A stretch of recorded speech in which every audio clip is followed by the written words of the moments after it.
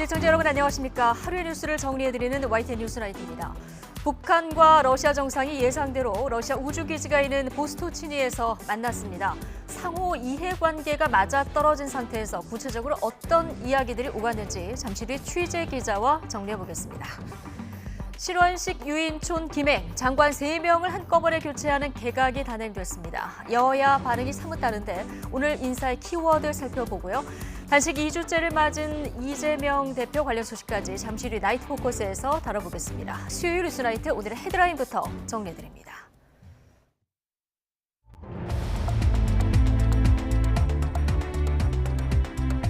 (9월 13일) 수요일 뉴스나이트 주요 뉴스입니다.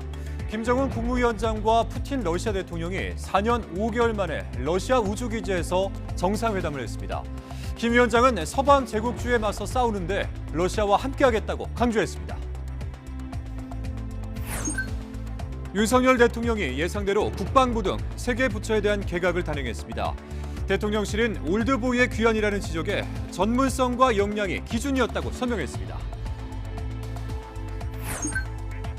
지난달 은행 주택담보대출이 3년 반 만에 가장 큰 폭으로 늘어 가계부채가 역대 최대치를 넘어섰습니다.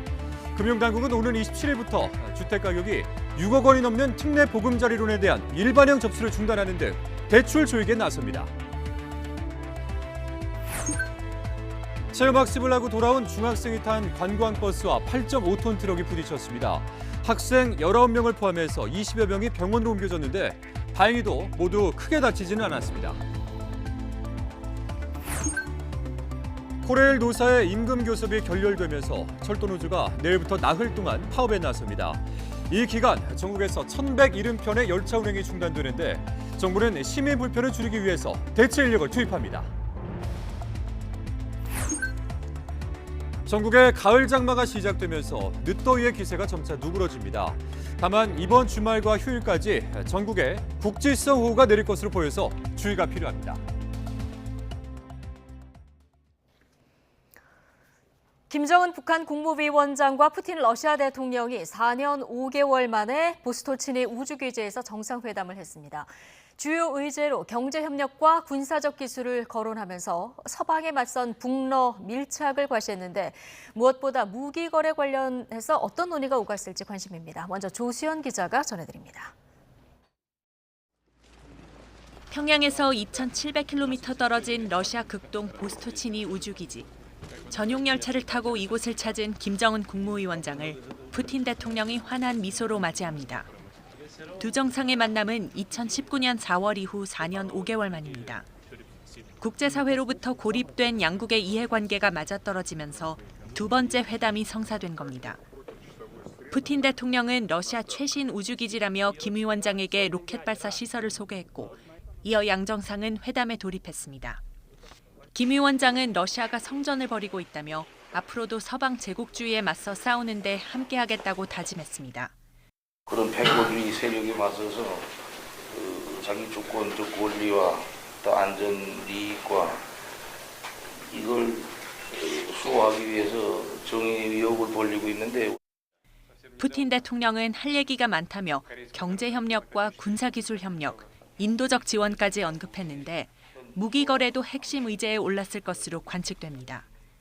Нам, конечно, нужно поговорить по вопросам экономического взаимодействия, по вопросам гуманитарного характера. 푸틴 대통령과 김정은 위원장의 회담 직전 북한은 동해상으로 단거리 탄도미사일 2발을 발사하며 또다시 도발에 나섰습니다. 탄도미사일 발사는 명백한 유엔 안보리 결의 위반이지만 상임이사국인 러시아를 뒷배로 삼아 아랑곳하지 않겠다는 뜻으로 풀이됩니다. YTN 조수연입니다. 북한 김정은 위원장은 열차를 타고 3박 4일 2,300km를 달려서 러시아 푸틴 대통령과 만났습니다. 4년 전 미국과 핵談判을 위해서 중국의 협조를 받아서 육로로 가로질러 갔던 것과 매우 비슷한데요. 자, 이번에 북한이 던지는 메시지는 무엇인지 베이징 강정규 특파원이 전해드립니다. 코로나19 국경 봉쇄의 공백을 깨고 4년 만에 외출한 김정은 북한 국무위원장. 와봉역에서도 우리를 초청해주고 같이 한대중으로 감사드리겠습니다. 평양에서 열차를 타고 3박 4일 2,300km를 달려 블라디미르 푸틴 러시아 대통령과 만났습니다. 시베리아 횡단철도로 모스크바까지 이어지는 길입니다. 푸틴이 동방경제포럼에서 강조한 극동개발과도 맞닿아 있는 동선입니다. Наша торговля с государствами АТР, да, и в целом экономические отношения продолжат свое развитие. Ведь Россия и наш Дальний Восток открыты для... 앞서 시진핑 중국 국가주석도 헤이룽장성 시찰 때 동북 진흥을 천명하며 묘한 교감을 보여줬습니다. 按照我们的既定的目标继续往前走，和我们全中国各族人民一起奔向中国式现代化。 그러나 북한 입장에서 중국의 경제 지원은 유엔 대북 제재 틀 안에 갇혀 있다는 한계를 지닙니다. 반면 러시아는 북한과 군사 협력을 비롯해 모든 주제를 논의할 것이라고 밝혔고 유엔 안보리 제재 무력화까지 시사했습니다. 북한은 정상회담 직전 탄도미사일을 쏘아 올리며 대북 제재에 정면 도전 의지를 표출했습니다. 4년 전 북미 핵 담판 때도 중국을 종단하는 4,000km 육로를 택했던 김정은. 닫힌 북한이 아닌 열린 북한을 상징하는 대장정이었지만 하노이 노딜로 모든 게 물거품이 됐습니다. 북한은 중국 국영기업의 과감한 투자처럼 제재를 뛰어넘는 경제협력을 원하고 있습니다. 앞으로 러시아와 밀착 행보 하나하나가 중국에 던지는 메시지가 될 것으로 보입니다. 베이징에서 YTN 강정규입니다. 네, 4년 5개월 만에 북러 정상회담 주요 내용 지금부터는 취재 기자와 조금 더 자세히 들여다보겠습니다. 네, 통일외교안보부 임성재 기자 스튜디오 나와 있습니다. 어서 오시죠. 네, 어서 오십시오. 자, 이번 북러 정상회담 눈여겨볼 포인트들이 좀 많은데요. 일단 회담과 만찬은 다 끝난 거죠? 예, 푸틴 대통령과 회담과 만찬을 가진 김정은 위원장은 오후 6시가 넘어 이 우주기자를 떠난 것으로 전해졌습니다. 실제 회담 자체는 2시간 정도 진행됐고 이 만찬까지 따지면 4시간가량 기지에 머문 것으로 보입니다. 김 위원장과 푸틴 대통령이 함께한 만찬 자리 모습 일부가 공개됐는데 이 김 위원장은 이 자리에서 러시아군과 국민이 악에 맞서 승리할 것으로 확신한다고 발언하며 이 푸틴 대통령을 지켜 세웠습니다. 또 북러 관계를 깨지지 않는 전략적 협력 관계로 전환하는 중요한 계기가 될 것으로 확신한다고 말했습니다. 푸틴 대통령 역시 북러의 우호 강화 등을 위한 건배를 제의하는 모습을 보였습니다. 이 공개된 모습상에는 이 무기 거래 등에 대한 구체적인 언급은 없었습니다. 네, 김 위원장과 이 푸틴 대통령 1대1 회담도 진행이 되는데 혹시 공개된 내용이 있습니까? 두 정상은 1시간 반에 걸친 이 확대 회담에 이어 이 통역만 배석한 1대1 회담을 30분가량 진행했습니다. 예. 이 공동 성명이나 이 합의문 형태의 결과문서는 나오지 않았는데요. 이 공개된 내용은 상호 협력 등 다소 통상적인 이야기 위주였습니다. 그나마 푸틴 대통령이 북한의 위성 개발을 돕겠다고 언급한 정도가 눈에 띕니다. 북한은 미국 등 서방을 겨냥해 이 제국주의에 맞서 싸우는 데 함께할 것이라는 점을 강조했습니다. 이외에 무기 거래와 관련한 큰 거래, 이른바 빅딜이 있었을 것으로 보이지만 예. 공개하지 않고 전략적 모호성을 택했다고도 볼 수 있을 것 같습니다. 네. 자, 이번 회담에서는 보기 드문 순간들이 좀 포착이 되는데 우크라이나 침공으로 고립된 러시아의 처지를 잘 보여주는 이런 장면도 연출이 됐어요? 네, 푸틴 대통령은 이 국제사회에서 지각 대장으로 유명하죠. 네. 그런데 이번 회담에서는 보스토치니 우주기지에 30분 먼저 도착해 김정은 위원장을 기다렸습니다. 또 김정은 위원장을 만나서 40초 동안 오랫동안 악수하는 보기 드문 모습을 연출했습니다. 일각에선 이렇게 푸틴 대통령이 김 위원장을 환대한 건 이 우크라이나 전쟁 수행에 필요한 북한의 무기 지원이 그만큼 간절하다는 것을 나타내는 방증이라는 분석이 나옵니다. 네. 이 4년 전 이 북러 회담 땐 2차 북미 정상회담에서 핵 협상이 고립된 김 위원장이 절박했다면 이번엔 국제사회에서 철저하게 외면받은 러시아가 더 절박한 입장에 처했다는 것을 보여주는 것으로 보입니다. 예. 이 회담 전 다양한 장소가 후보지로 올랐었는데 결국에는 이 보스토치니 우주기지로 회담 장소가 결정이 된 거잖아요. 이 배경이 혹시 있습니까? 네, 말씀처럼 이 당초 북러 정상회담이 러시아 블라디보스토크에서 열릴 것이라는 관측이 지배적이었습니다. 이 러시아 푸틴 대통령이 오늘까지 이 블라디보스토크에서 열리는 동방 경제 포럼에 방문한다는 사실이 알려졌기 때문입니다. 하지만 두 정상 간 만남이 사전에 서방 언론 등을 통해 먼저 알려지면서 이 변수가 생긴 것으로 보입니다. 이 북러 자체도 관련 보도 이후에는 한동안 이 구체적인 회담 시기와 장소 자체를 함구했는데요. 특히 북한은 보안상 이유 등으로 이 최고 지도자의 동선 공개를 상당히 꺼리는 경향이 있습니다. 이 예측을 피하고 위성 기술 지원이라는 회담 성격을 보여줄 수 있는 이 보스토치니 우주기지가 그런 면에서 회담 장소로 낙점된 것으로 보입니다. 네, 결국 보스토치니아에서 만나긴 했는데 회담 장소가 좀 늦게 알려지다 보니까 김정은 위원장이 열차를 타고 계속 북으로 가는 동안 그 경로도 굉장히 관심이었어요. 예, 말씀처럼 이 김정은 위원장의 전용 열차의 경로도 굉장한 관심이었습니다. 김정은 위원장은 지난 10일 그러니까 일요일 오후 전용 열차를 타고 평양을 출발했습니다. 그리고 어제 새벽 러시아에 진입한 것으로 파악됐습니다. 이 당초 이 블라디보스토크가 회담 장소로 알려진 만큼 이곳에서 회담이 열릴 것으로 예상됐는데 돌연 연해주 라즈돌나야강 철교를 건너 계속 북쪽으로 향했습니다. 이 블라디보스토크보다 더 북쪽 지역인 하바롭스크주 방향으로 이동한 건데요. 이 결국 회담 장소가 블라디보스토크에서 1,500km가량 떨어진 보스토치니 우주기지라는 점이 확인됐습니다. 김 위원장은 회담을 위해 전용 열차로 무려 2,700km가량을 이동한 셈입니다. 자, 푸틴 대통령이 북한의 위성 개발을 돕겠다 이런 발언을 했는데 이 북한이 러시아에 제공할 수 있는 무기라는 게 어떤 것들이 있을까요? 일단 북한의 무기는 러시아의 무기와 호환성이 굉장히 높습니다. 122mm 방사포탄과 152mm 곡사포탄 등인데요. 또 북한판 이스칸데르급 미사일과 이 불세로 알려진 대전차 미사일 등도 회담 테이블에 올랐을 가능성이 있습니다. 여기에 북한은 옛 소련 전차의 부품도 상당히 많이 보유한 것으로 알려졌는데요. 우리 군이 분석하기로는 북한은 전시에 최장 3개월 정도 전쟁을 지속할 수 있는 물자를 확보하고 있습니다. 여기에 군수공장으로 쓸 수 있는 공장만 이 300여 개 이상인 것으로 알려졌습니다. 이런 배경이 이 러시아가 북한과 정상회담을 추진한 이유가 된 것으로 보입니다. 하지만 유엔 안보리 결의상 이 북한과는 어떤 무기 거래도 할 수 없다는 점에서 이 국제사회의 비난이 이어질 것으로 보입니다. 네. 자, 주고받은 내용들이 뭐 성명으로 발표되진 않았습니다만 어쨌든 북한은 재래식 무기를 주고 그리고 여러 차례 실패한 군사 정찰 위성 이 기술을 러시아로부터 얻어오는 이런 결과물을 얻게 되는 겁니까?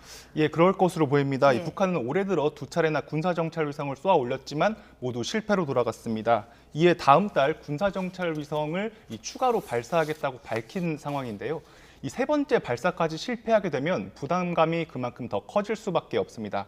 이 러시아는 인공위성 발사부터 이 궤도 안착 등 다양한 기술을 이전할 수 있습니다. 특히 군사정찰위성 발사 기술은 이 탄도미사일 기술과도 상당히 맞닿아 있는데요. 북한이 러시아로부터 기술을 전수받으면 그만큼 핵미사일 위협도 커질 것으로 보입니다. 이 밖에 식량과 에너지, 북한 외화벌이 노동자 파견, 연합훈련 등도 의제가 됐을 것으로 보입니다. 위성기술 이외에 이 첨단 무기로는 김 위원장이 개발을 공언한 이 핵추진 잠수함 관련 기술도 이 테이블에 올랐을 가능성이 있습니다. 네. 또 회담 이후에는 김정은 북한 국무위원장이 러시아의 주요 군시설을 방문할 수 있다 이런 관측도 또 나오고 있는 것 같거든요. 예, 이 현지 보도 등을 종합해 보면 김 위원장은 이 회담을 마친 뒤 하바롭스크주에 있는 산업도시로 향할 것으로 보입니다. 이곳에서 이 수호이라고 불리는 러시아 첨단 전투기의 생산 공장을 볼 것으로 보입니다. 또 블라디보스토크가 이 태평양 함대를 방문할 것으로 예상되는데요. 16일쯤에는 세르게이 쇼이구 러시아 국방장관을 만날 것이란 보도도 있습니다. 이 만남이 성사된다면 이 오늘 열린 정상회담의 후속 조치 등이 논의가 오갈 것으로 보입니다. 네, 앞으로 일정들도 좀 주목해서 지켜봐야 되겠습니다. 지금까지 통일외교안보부 임성재 기자였습니다. 수고하셨습니다.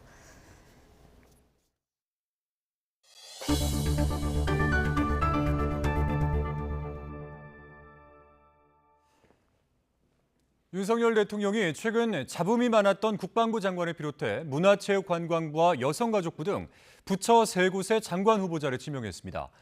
윤 대통령이 장관 여러 명을 동시에 바꾸는 건 이번이 처음인데 국정감사와 내년 총선 등을 앞두고 전열을 정비하는 차원으로 풀이되고 있습니다. 조은재 기자입니다. 윤석열 대통령은 국방부 장관 후보자로 35년간 군에 복무한 삼성 장군 출신 신원식 국민의힘 의원을 지명했습니다. 고도화되는 북한의 핵미사일 위협에 맞서 우리의 안보 역량을 견고하게 구축하고 군인다운 군인, 군대다운 군대를 만들도록 최선을 다하겠습니다.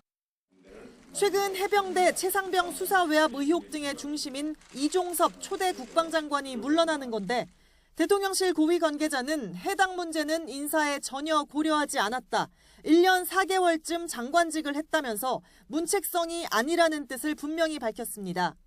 또 사인하고도 보류하라고 말할 수 있고 법조계에서도 과실치사는 이례적으로 본다며 이 장관이 수사보고서 서명을 번복한 것도 문제가 없다는 취지로 말했습니다. 거대 의석을 앞세운 더불어민주당이 탄핵 소추로 국방장관 손발을 묶기 전에 서둘러 수장을 교체해 안보 공백을 막는다는 게 용산의 설명입니다. 다만 북한 미사일 도발과 북러 정상회담 등 국내외 안보 상황이 숨가쁘게 돌아가면서 윤 대통령은 이종섭 장관의 사표를 당장은 수리하지 않기로 했습니다. 윤석열 정부 초반부터 늘 개각 1순위로 꼽혔던 문화체육관광부와 폐지 방침이 정해진 여성가족부도 교체 대상에 올랐습니다. 유인촌 문화체육특보와 김행 국민의힘 전 비대위원이 각각 지명됐습니다. 국민들의 삶의 질을 어떻게 높일 수 있는가, 그것 역시 문화로서 그 역할을 다 할 수 있도록 하겠다. 여성가족부가 존속하는 기간 동안 국민들과 소통을 활발히 하고 두 사람은 MB정부와 박근혜 청와대에서 일했던 올드보이의 귀환이라는 점에서 참신함이 떨어진다는 평가도 있지만 대통령실은 전문성과 역량이 기준이라고 설명했습니다. 윤 대통령은 앞서 교육부와 통일부, 산업부 장관을 차례로 원포인트 교체한 데 이어 정부 출범 이후 1년 4개월 만에 네 번째이자 첫 중폭 개각을 단행했습니다. 쇼는 안 한다, 국면 전환용 인사는 없다고 거듭 강조해왔지만 가까이는 국회 국정감사부터 멀리 내년 4월 총선까지 새 얼굴로 분위기 쇄신에 나선다는 해석이 나옵니다. YTN 조은지입니다. 더불어민주당은 윤석열 대통령이 이번 개각에서 이종석 국방부 장관을 교체한 걸 꼬리 자르기로 규정을 하면서 최상병 사건 수사 외압 의혹 특검을 계속 추진하기로 했습니다. 국민의힘은 이재명 대표 방탄을 위해 국정을 발목 잡아서는 안 된다고 비판했습니다. 손효정 기자입니다.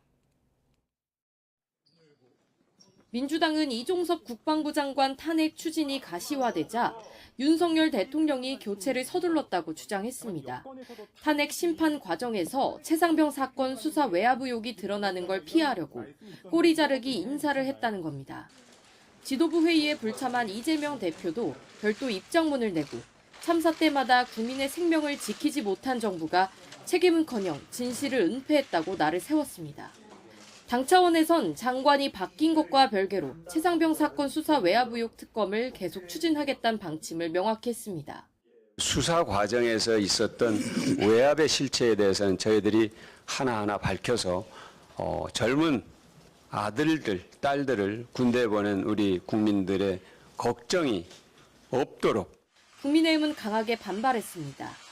경찰이 최상병 관련 사건을 이미 수사하고 있는데 따로 특검을 하겠다는 건 야당의 정치 공세이자 국정 발목 잡기라고 지적했습니다. 특히 이재명 대표에 대한 구속영장 청구가 예상되는 상황에서 여론의 시선을 돌리려는 의도가 담겼다고 꼬집었습니다. 제1야당이 허구한 날 탄핵, 해임, 특검, 국정조사만 이야기하고 그도 아니면 대표의 사법 리스크만 바라보고 있으니 대체 민생은 언제 돌볼 것인지 묻고 싶습니다. 여야의 날선 신경전은 개각 발표 전 이종섭 장관이 참석한 가운데 열린 상임위 현안 질의에서도 이어졌습니다. 야당 의원들은 수사 외압 의혹과 사의 표명 배경을 집중적으로 따져 물었고 사의를 표명하신 겁니까? 아니면 이번 해병 순직 사건과 관련된 책임을 묻는 경질입니까? 사의 표명한 것은 맞습니다. 사의 표명하신 것이 맞다? 그 이상의 평가는 제가 할 일이 아니라고 생각합니다. 국민의힘은 탄핵이 추진될 경우 심각한 안보 공백을 걱정할 수밖에 없다며 화살을 야당에 돌렸습니다. 탄핵이든 지금 이 해병대 사건에 대한 특검이든 헌법이나 법률에 위반한 것이 있어야지 탄핵을 하든 뭘 하든지 할 텐데 저는 그 근거가 전혀 지금 없다고 생각을 합니다. 민주당은 여당의 반대에도 최상병 사건 특검 추진에 당력을 집중할 태세라 관련 공방은 당분간 이어질 것으로 보입니다. YTN 손유정입니다. 서울 경부고속도로 상행선에서 중학생을 태운 관광버스와 트럭이 추돌했습니다.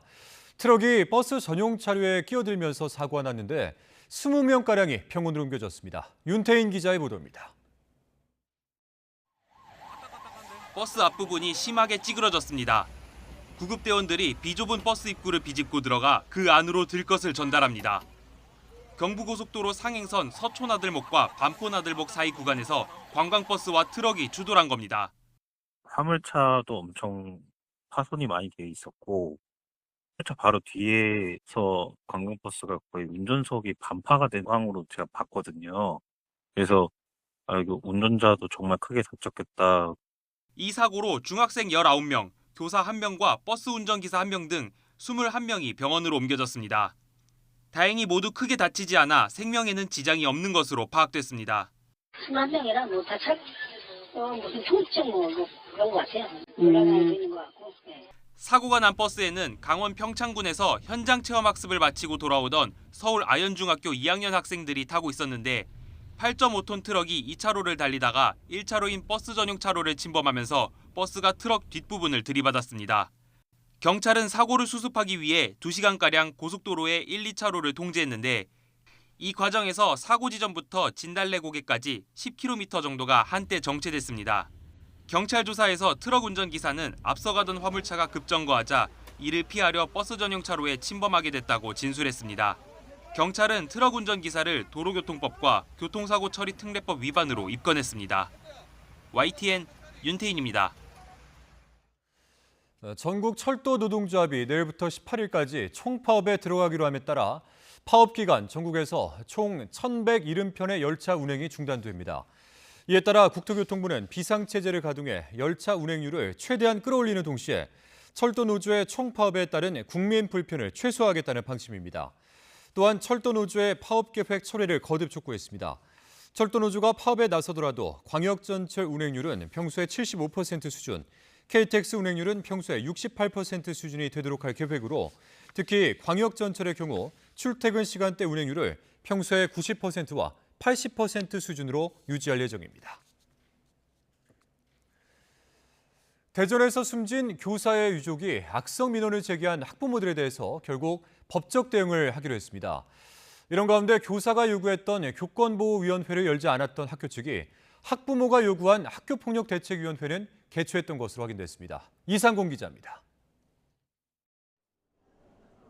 대전에서 숨진 교사의 유족이 악성 민원을 제기한 학부모들을 상대로 법적 대응을 결정했습니다.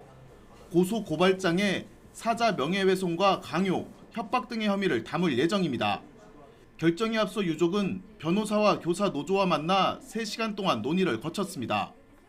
악성 민원 학부모들에게 정식 사과도 요구하고 시교육청에 고인에 대한 순직 처리도 요청하기로 했습니다.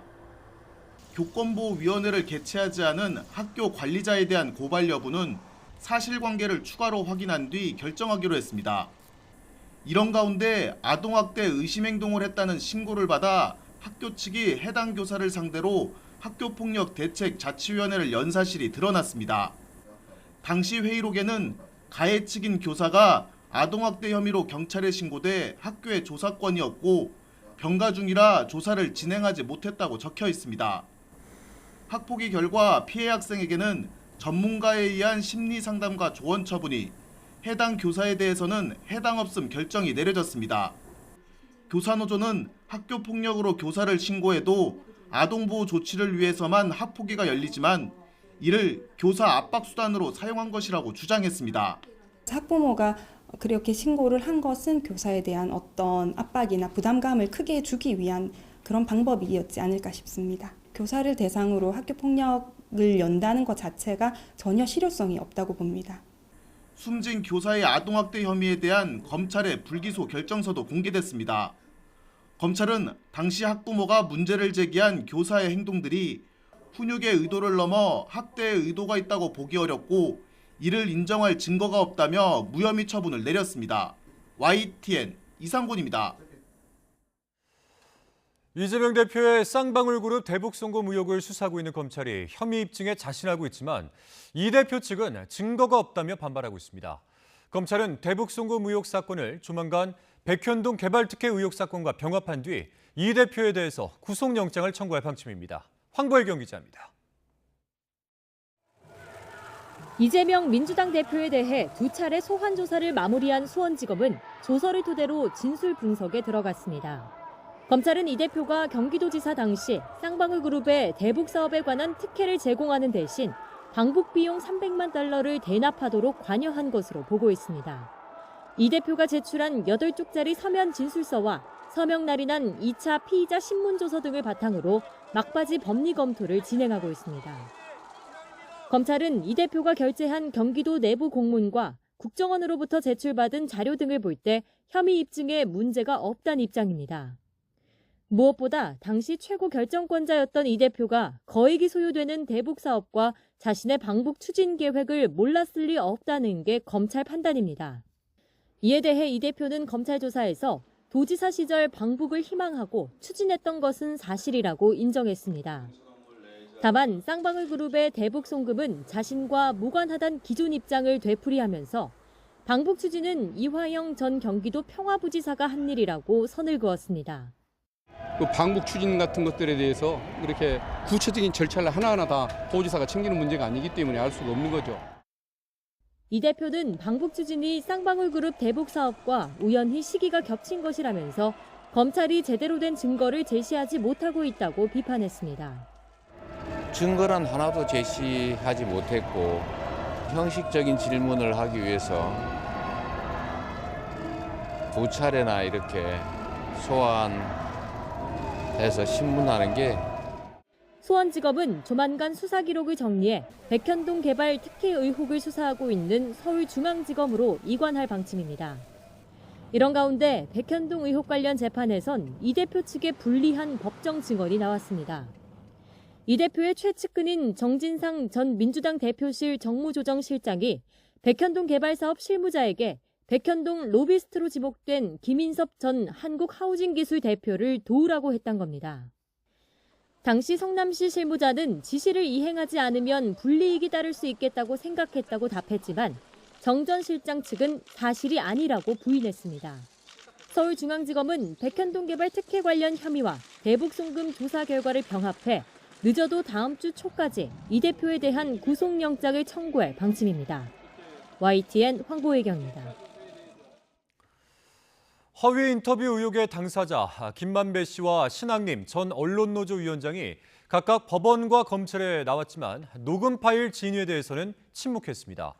검찰이 신 전 위원장 휴대전화 등 압수물 분석에 주력하는 가운데 윤석열 대통령의 명예가 훼손됐다며 국민의힘이 언론사 기자들을 고발한 사건도 경찰에서 넘겨받았습니다. 김혜린 기자입니다.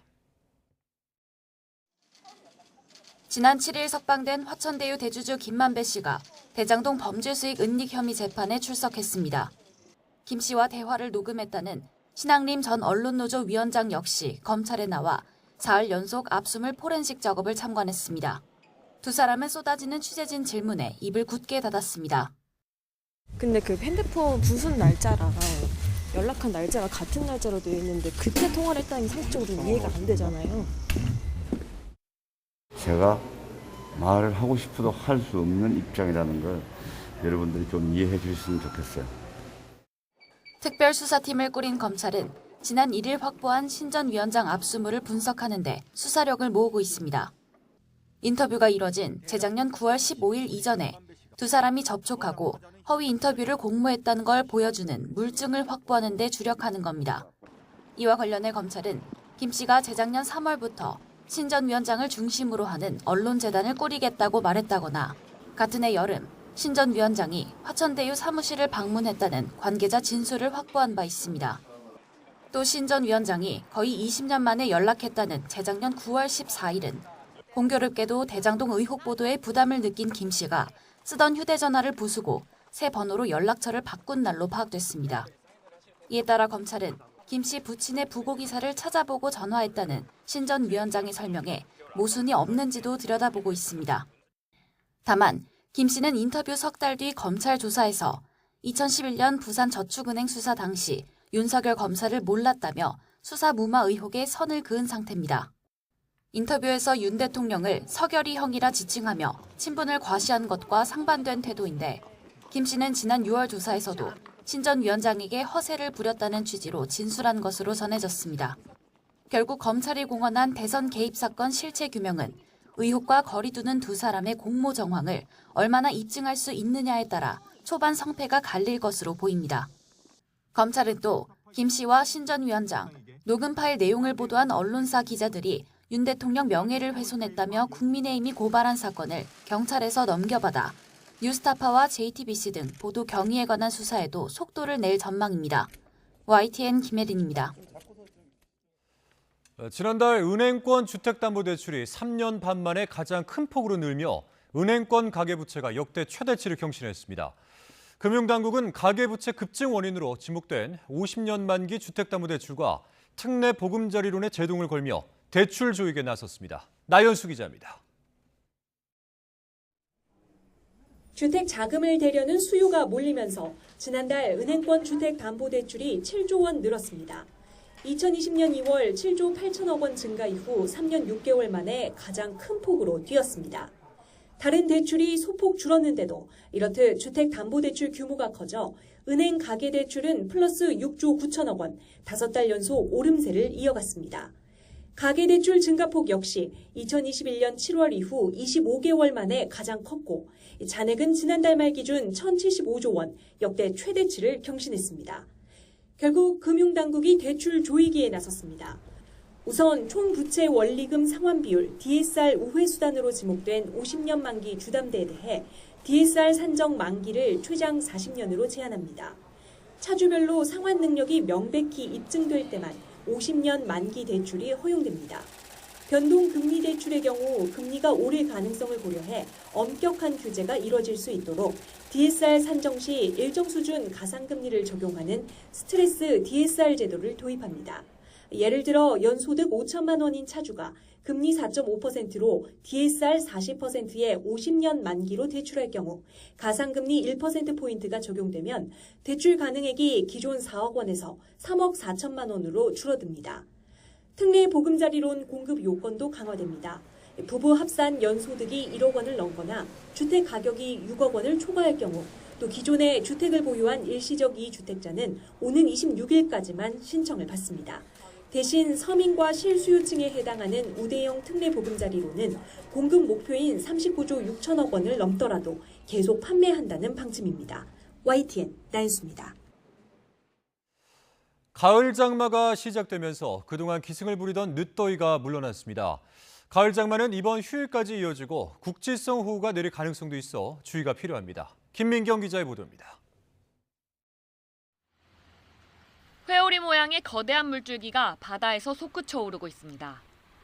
용이 승천하는 모양을 닮았다고 하는 용오름입니다. 동해안에서 상층 차가운 공기와 바다의 따뜻한 공기가 강하게 교차하며 형성된 겁니다. 이런 성질이 다른 두 공기가 만나는 곳에서는 비구름이 만들어졌습니다. 동서로 길게 정체전선이 형성되며 비가 내렸는데 이른바 가을 장마입니다. 정체전선은 이번 휴일까지 우리나라 주변에 머물며 비를 뿌릴 전망입니다.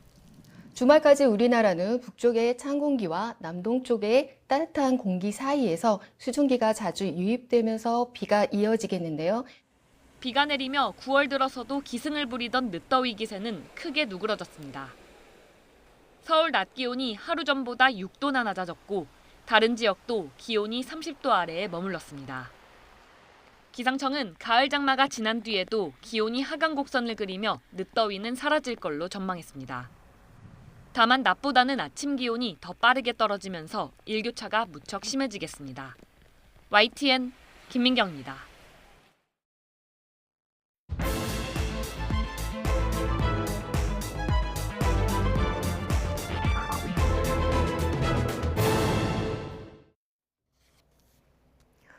정치권 관심 뉴스들 진단해보는 나이트 포커스. 오늘은 김재섭 국민의힘 도봉갑 당협위원장 그리고 서용주 더불어민주당 상근부대변인 두 분과 함께하겠습니다. 어서 오십시오. 안녕하세요. 예. 윤석열 대통령이 국방부와 문화체육관광부 그리고 여성가족부 3개 부처 장관을 교체하는 개각을 단행했습니다. 주제 영상 먼저 보고 오시겠습니다.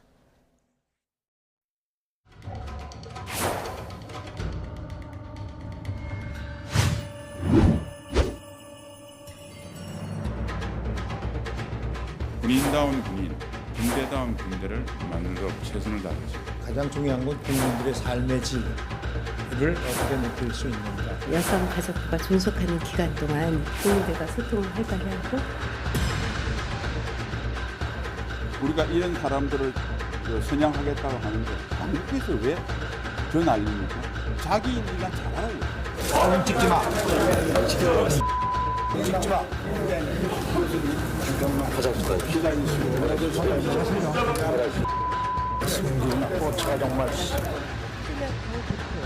최고위원, 중진 의원, 대변인까지 집단 리플리 증후군에 걸려 있는 것입니다.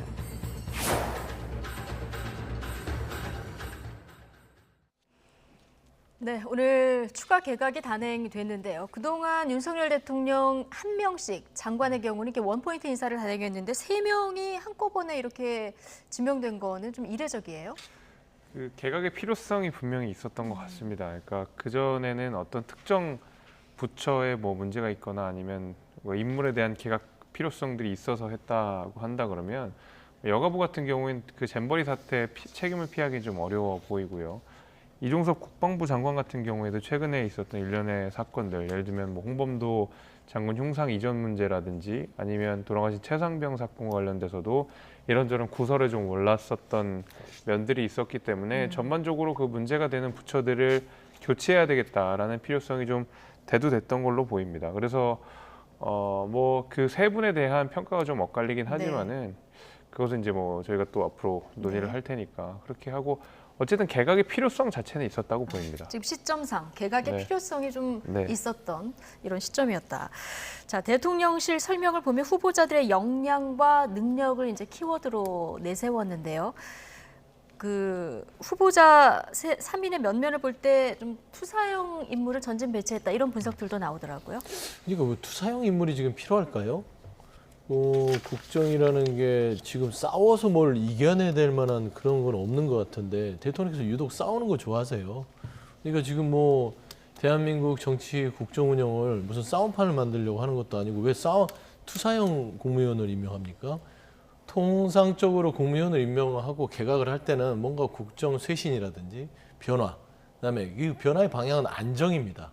뭔가 안정감을 주기 위해서 이제 개각을 하는데 싸워라. 그것도 참 의문이고요. 저는 그냥 한마디로 말씀드리면 이 새 국무위원회 개각에 있어서는 지난 개각들을 총체적으로 이동관 방통위원장까지 포함해서요. MB 정부로의 귀환이다. 라고 볼 수밖에 없습니다. 그래서 저는 왜 그렇게 유독 윤석열 대통령께서 그 이명박 전 대통령을 사랑하시나? 그 옆에 있었던 참모들이 부러웠었나? 그런 생각이 할 만큼 이상하니 마치 너무 그 당시 MB 정부 사람들이 많습니다. 예를 들면 김대기 비서실장도 그렇죠. 김태호 안보실장도 그렇죠. 뭐 이동관 방통위원장, 그다음에 유인촌 문체부 장관 후보자. 저는 도무지 납득이 안 되고요. 두 번째 국방부 장관에 대한 개각 부분도 그렇습니다. 이종섭 장관 지금 현재 개각이 필요한지 물론 있죠. 홍범도 장군 뭐 흉상 이전부터 최승훈 상병에 대한 어떤 수사의 어떤 개입 부분에 있어서 명확한 답을 못 주면서 야당의 공격을 받고 있잖아요. 그래서 근데 그거를 대통령실에서 정리를 해주고 나서 어떤 뭐 책임을 물어서 개각을 하는 게 아니라 그냥 뭐 개각 명단에 슬그머니 넣어서 꼬리 자르기처럼 그렇게 가버리는 거예요. 뭐 이제 차후에 얘기하겠지만 지금 이번 개각은 한마디로 새로운 술에 그러니까 새술은 새부대에 부어야 되는 그런 원리를 다 깨버리고 다시 한 14년, 15년 전에 지난 MB 정부로의 귀환을 왜 선택하는지 거기에 대해서는 정말 좀 국민들도 의아해할 거다. 저는 그렇게 평가하고 싶습니다. 오늘 지명된 세 분은 메시지 메이커다. 자, 이렇게도 좀 불리고 있는데 전임 장관의 대언론 활동에 대한 좀 불만족스러운 어떤 그런 의사표시도 있다. 이런 분석도 나오거든요. 자, 실제 그럼 전임 장관 3명은 사실상 문책성 인사다. 이렇게 볼 수 있는 겁니까? 문책성이라기보다는 뭐 문책도 당연히 있었겠죠. 특히 이제 여가부 같은 경우에는 잼버리 사태와 관련돼서 책임을 회피하기는 어려워 보이기 때문에 당연히 저는 문책성 인사가 포함이 되어 있다고 보고 이종섭 국방부 장관 역시도 저는 이런저런 구설이 좀 있었던 가운데 또 뭐 북한의 도발, 그다음에 북한과 러시아의 정상회담 이런 긴박하게 돌아가는 세계 정서에 충분히 발맞추지 못했다라는 평가들도 좀 있는 것 같습니다. 그래서 그러다 보니까 다소 이제 문책성이 아니냐라는 얘기가 나올 수밖에 없는 상황인 것 같고 저는 글쎄요, 뭐 메시지를 잘 내는 사람들, 원래 이 세 분 다 메시지를 잘 내는 사람인 거는 뭐 당연히 부인하기 어려운 사실이지만 예를 들면 투사형 국무위원이 필요하다, 이제 여기는 아닌 것 같습니다. 그건 아닌 것 같다. 예. 왜냐하면 이제 뭐 투사로서 야당을 잘 제압하는, 그다음 투사로서 야당을 잘 이기는 장관들이 너무 많이 있는 상황이기 때문에, 그리고 야당이 거의 이기지 못하는 상황이기 때문에 추가적으로 더 이길 누군가가 필요하다고 생각하지는 않고, 신원식 의원 같은 경우에는 사실은 최근에 있었던 뭐 발언이라든지 특히 홍범도 장군이나 아니면은 최상병 사건과 관련돼서는 이종섭 국방부 장관과 전혀 다른 목소리를 내지 않았기 때문에 저는 그거 역시도 민주당이 짚고 넘어갈 문제라고는 생각은 하지만, 적어도 그 윤석열 정부 들어와서 한미일 공조라든지 그다음에 안보나 국방 문제에 있어서는 굉장히 강경하게 많이 국정 전환이 되었거든요, 방향성이. 네. 근데 거기에 대해서 발맞출 수 있는 사람인 거는 누구도 부인하기는 어려운 것 같습니다. 국방 정책 관련해서 대통령의 기조하고 그렇죠. 비슷하다. 예. 네, 그리고 또 특히 이제 국방 분야에 관련돼서는 신원식 의원이 워낙 국회의원 이전부터 전문성을 보여왔던 사람인 것은 여야가 공히 인정하는 부분이기 네. 때문에 아마 저는 그런 부분들이 메시지 능력보다는 훨씬 더 많이 반영된 게 아닌가라고 생각이 됩니다. 네.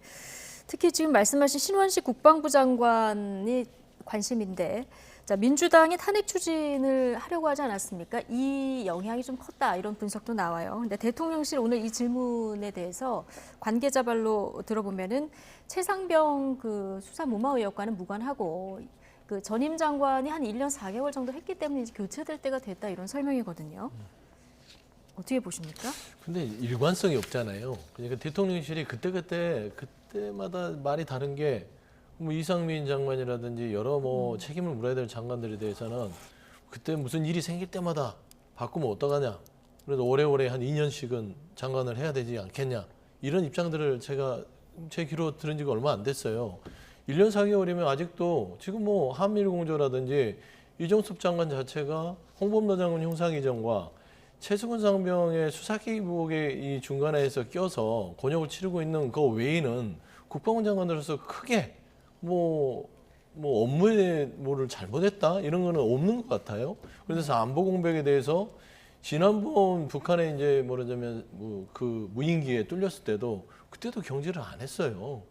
그런 걸로 경질을 했으면 경질을 해야 되는데, 보면 지금 봐서는 궁색한 게, 지금 이종섭 장관 자체가 지금 야당에서 지금 탄핵을 추진한다 말뿐이에요. 첫 번째 절차가 있습니다. 해임 건의안을 건의하는 거예요, 대통령한테. 야당에서 말하자면 지금 현재 최수근 상병에 대해서 국방부 장관 자체가 중간에서 용산의 하명, 용산의 개입을 가지고서 본인의 결재를 바꿨느냐, 이런 부분들이 너무 명백하게 나와 있는데 대통령실은 침묵하고 있잖아요.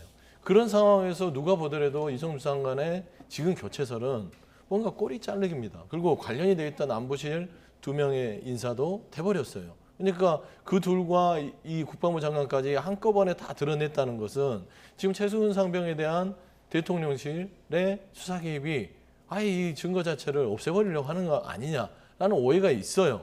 그러면 이 부분을 다 털고 나서 국방부 장관 개각을 하는 게 오해가 없는 게 맞죠. 그리고 신원식 장관 후보자 같은 경우는요, 저는 뭐 국방에 대해서 뭐 군인다운 군인, 보통 이 군대에서 장성까지 하면 그 정도 얘기는 다 합니다. 그걸 뭐 말할 것도 없죠. 하지만 이 정치적으로 지금 보면 극우적인 발언들을 너무 많이 하셨어요. 예를 들면은 뭐 본인 발언이 최근에 오늘 기사가 떴던데, 당시 문재인 대통령이 현직이었던 문재인 대통령에게 그 태극기 집회에 가서 문재인 모가지 따는 거는 시간 문제다. 악마의 원조는 노무현이다. 이런 발언을 했던, 현직 의원이 했던 당시의 야당으로서 그런 분을 지금 검증도, 그러면 야당이 이런 분을 지금 국방부 장관으로 받아들일 수 있겠습니까?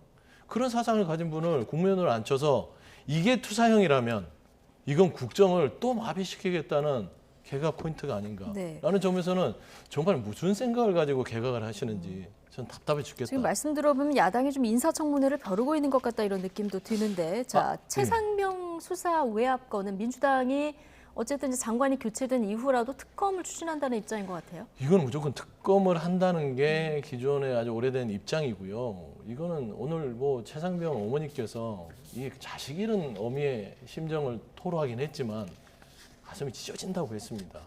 그러니까 이 정부가 한 명의 이 해병 청년이 죽음으로 그냥 끝내서는 안 되는 거예요. 근데 거기에 누가 보더라도 지금 박정원 대령도 그렇고 기각이 됐지만 지금 누가 보더라도 상식적으로 이거는 국방부 장관 자체가 이거를 결재한 거를 바꿀 수가 없는 상황임에도 불구하고 지금 침묵하고 있습니다. 대통령실이. 그러면 검찰도 수사가 안 될 뿐더러 제대로 밝혀지지 않으니 특검을 해야 되고요.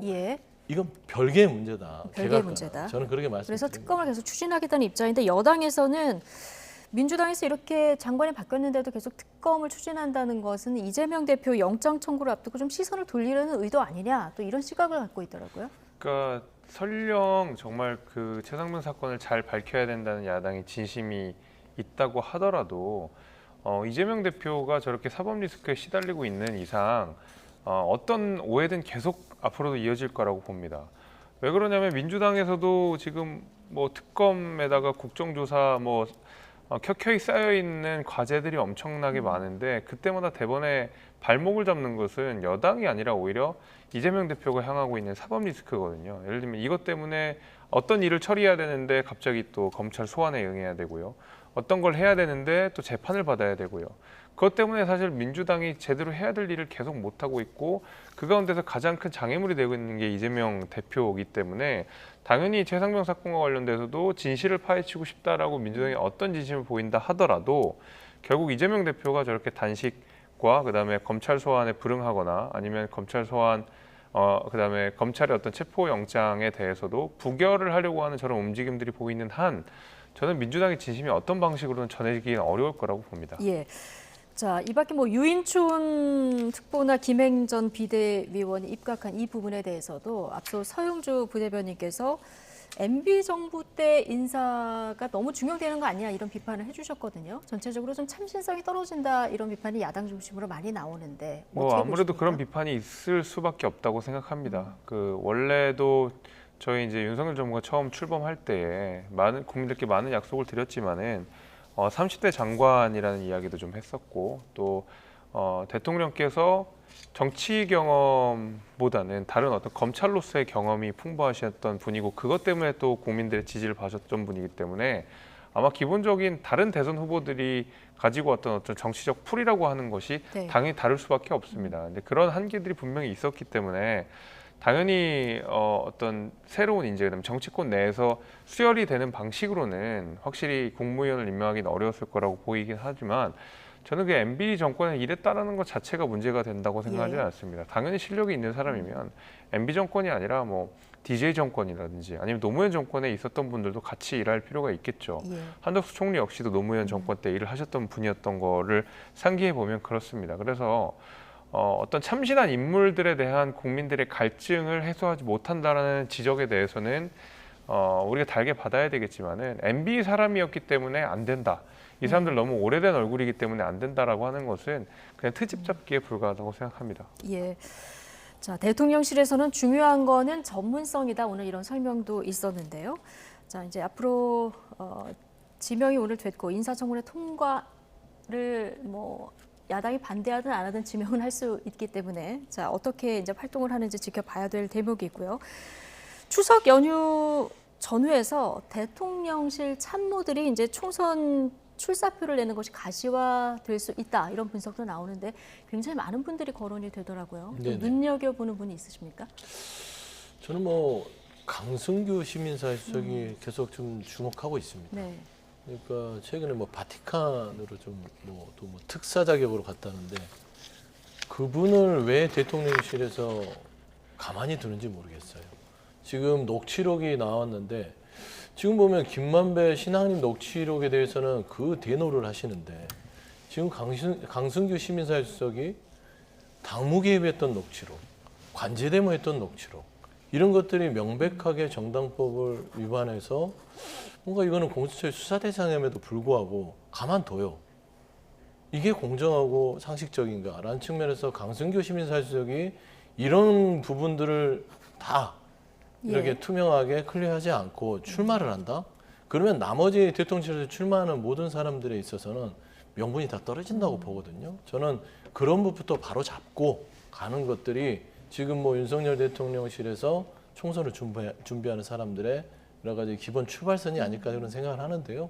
저는 그래서 가장 눈여겨보는 분은 강승규 시민사회 수석. 강승규 시민사회 수석의 출마 여부를 가장 주목해서 보신다 얘기하셨는데 김재섭 위원장은 저는 대통령실 그 정무수석실에서 일하고 있는 김인규 행정관을 조금 눈여겨보고 있습니다. 네. 예, 김인규 행정관은 이제 그 김영삼 대통령의 손자이기도 하고 국회 어떤 인턴으로부터 시작해가지고 나름대로 차곡차곡 정치 경험을 쌓았던 인물이고 네. 대개 지금 대통령실 출마자들과 관련돼서 야당의 비판이 거센 이유는 검찰 출신 아니냐, 윤 대통령과 검찰 시절부터 같이 호흡을 맞췄던 사람들, 검찰 공천 아니냐라는 비판들이 굉장히 많았는데 오히려 이런 김인규 행정관 같은 경우에는 지켜보면은 굉장히 그 국회 초년생으로부터 그러니까 가장 낮은 단계부터 시작해서 자신의 커리어를 거쳐와서 대통령실 어떤 행정관으로서 정무 경험을 두루 갖춘 이후에 그 다음에 총선 출마를 하게 되는 젊은 인재이기 때문에 오히려 야당이 비판하고 발목 잡는 그 그림과는 많이 다른 인재입니다. 그래서 저는 이 김인규 행정관을 89년생인데 이분을 좀 집중하고 있고 아마 김영삼 대통령의 정치적 유산이 대한민국에 많이 남아있기 때문에 그리고 또 야당이 또 검찰 공천에 대해서 많은 비판을 하고 있기 때문에 저는 어떤 새로운 인물로서의 상징성을 지닌 출마자로 저는 예상을 하고 있습니다. 예, 어쨌든 참모진들의 출마 러시가 이루어진다면 후속 참모진에 어떤 분들이 또 등용될지 이것도 좀 지켜봐야 될 대목이고요. 총선 앞둔 보수 통합의 메시지일까요? 김기현 대표가 오늘 박근혜 전 대통령을 예방했습니다. 당 대표 취임 후 첫 예방인데요. 어떤 얘기들을 나눴는지 김기현 대표 발언으로 듣고 오시겠습니다. 천막 당사 우리 당이 거의 급전직하로 거의 다시 회생하기 어려울 만큼 위기 상황에 있을 때 천막 당사라는 결단을 통해서 당을 다시 되살렸던 그런 과거의 역사도 한번 서로 의견을 나누면서 그 역사를 되짚어 보았고요. 여당 대표로서 든든하고 잘 될 것 같다 하는 말씀을 주시면서 잘 하셔서 꼭 좋은 성과 얻기를 바란다 하는 격려를 해 주셨습니다. 윤석열 대통령께서 오늘 박근혜 대통령을 제가 찾아뵙는다고 했더니 만나 뵈면 한번 모시고 싶다고 말씀을 전해달라고 하셨고 그래서 제가 오늘 박근혜 대통령께 그 말씀을 전해드렸더니 긍정적으로 답변하셨습니다. 네, 대구 사저에서 한 50분 정도 회동을 했고요. 지금 총선 한 7개월 정도 남긴 시점이라서 좀 주목이 된 상황인데 뭐 정치적 함의를 어떻게 보십니까? 이제 총선이 다가와서 아마 이제 움직임이 보수 대통합, 그러니까 규합을 하는 것이죠. 근데 저는 좀 염려스러운 것들을 좀 말씀드리는 게 윤석열 대통령이 국민의힘 연찬에서 얘기했던 이념 전쟁 그걸 필두로 시작해서 그러니까 뭐 최근에 보면 제주에서 이명박 전 대통령이 또 뭐 중소기업 부분에 있어서 발언을 하셨잖아요. 그다음에 이제 그 김기현 대표가 박근혜 전 대통령을 찾아갔고요. 이런 것들은 이 축들이 저는 총선을 준비하는 하나의 그냥 여러 가지 시발점이라고 보는 거예요. 네. 그래서 윤석열 대통령께서는 일단은 총선만 생각하시는 것 같아요.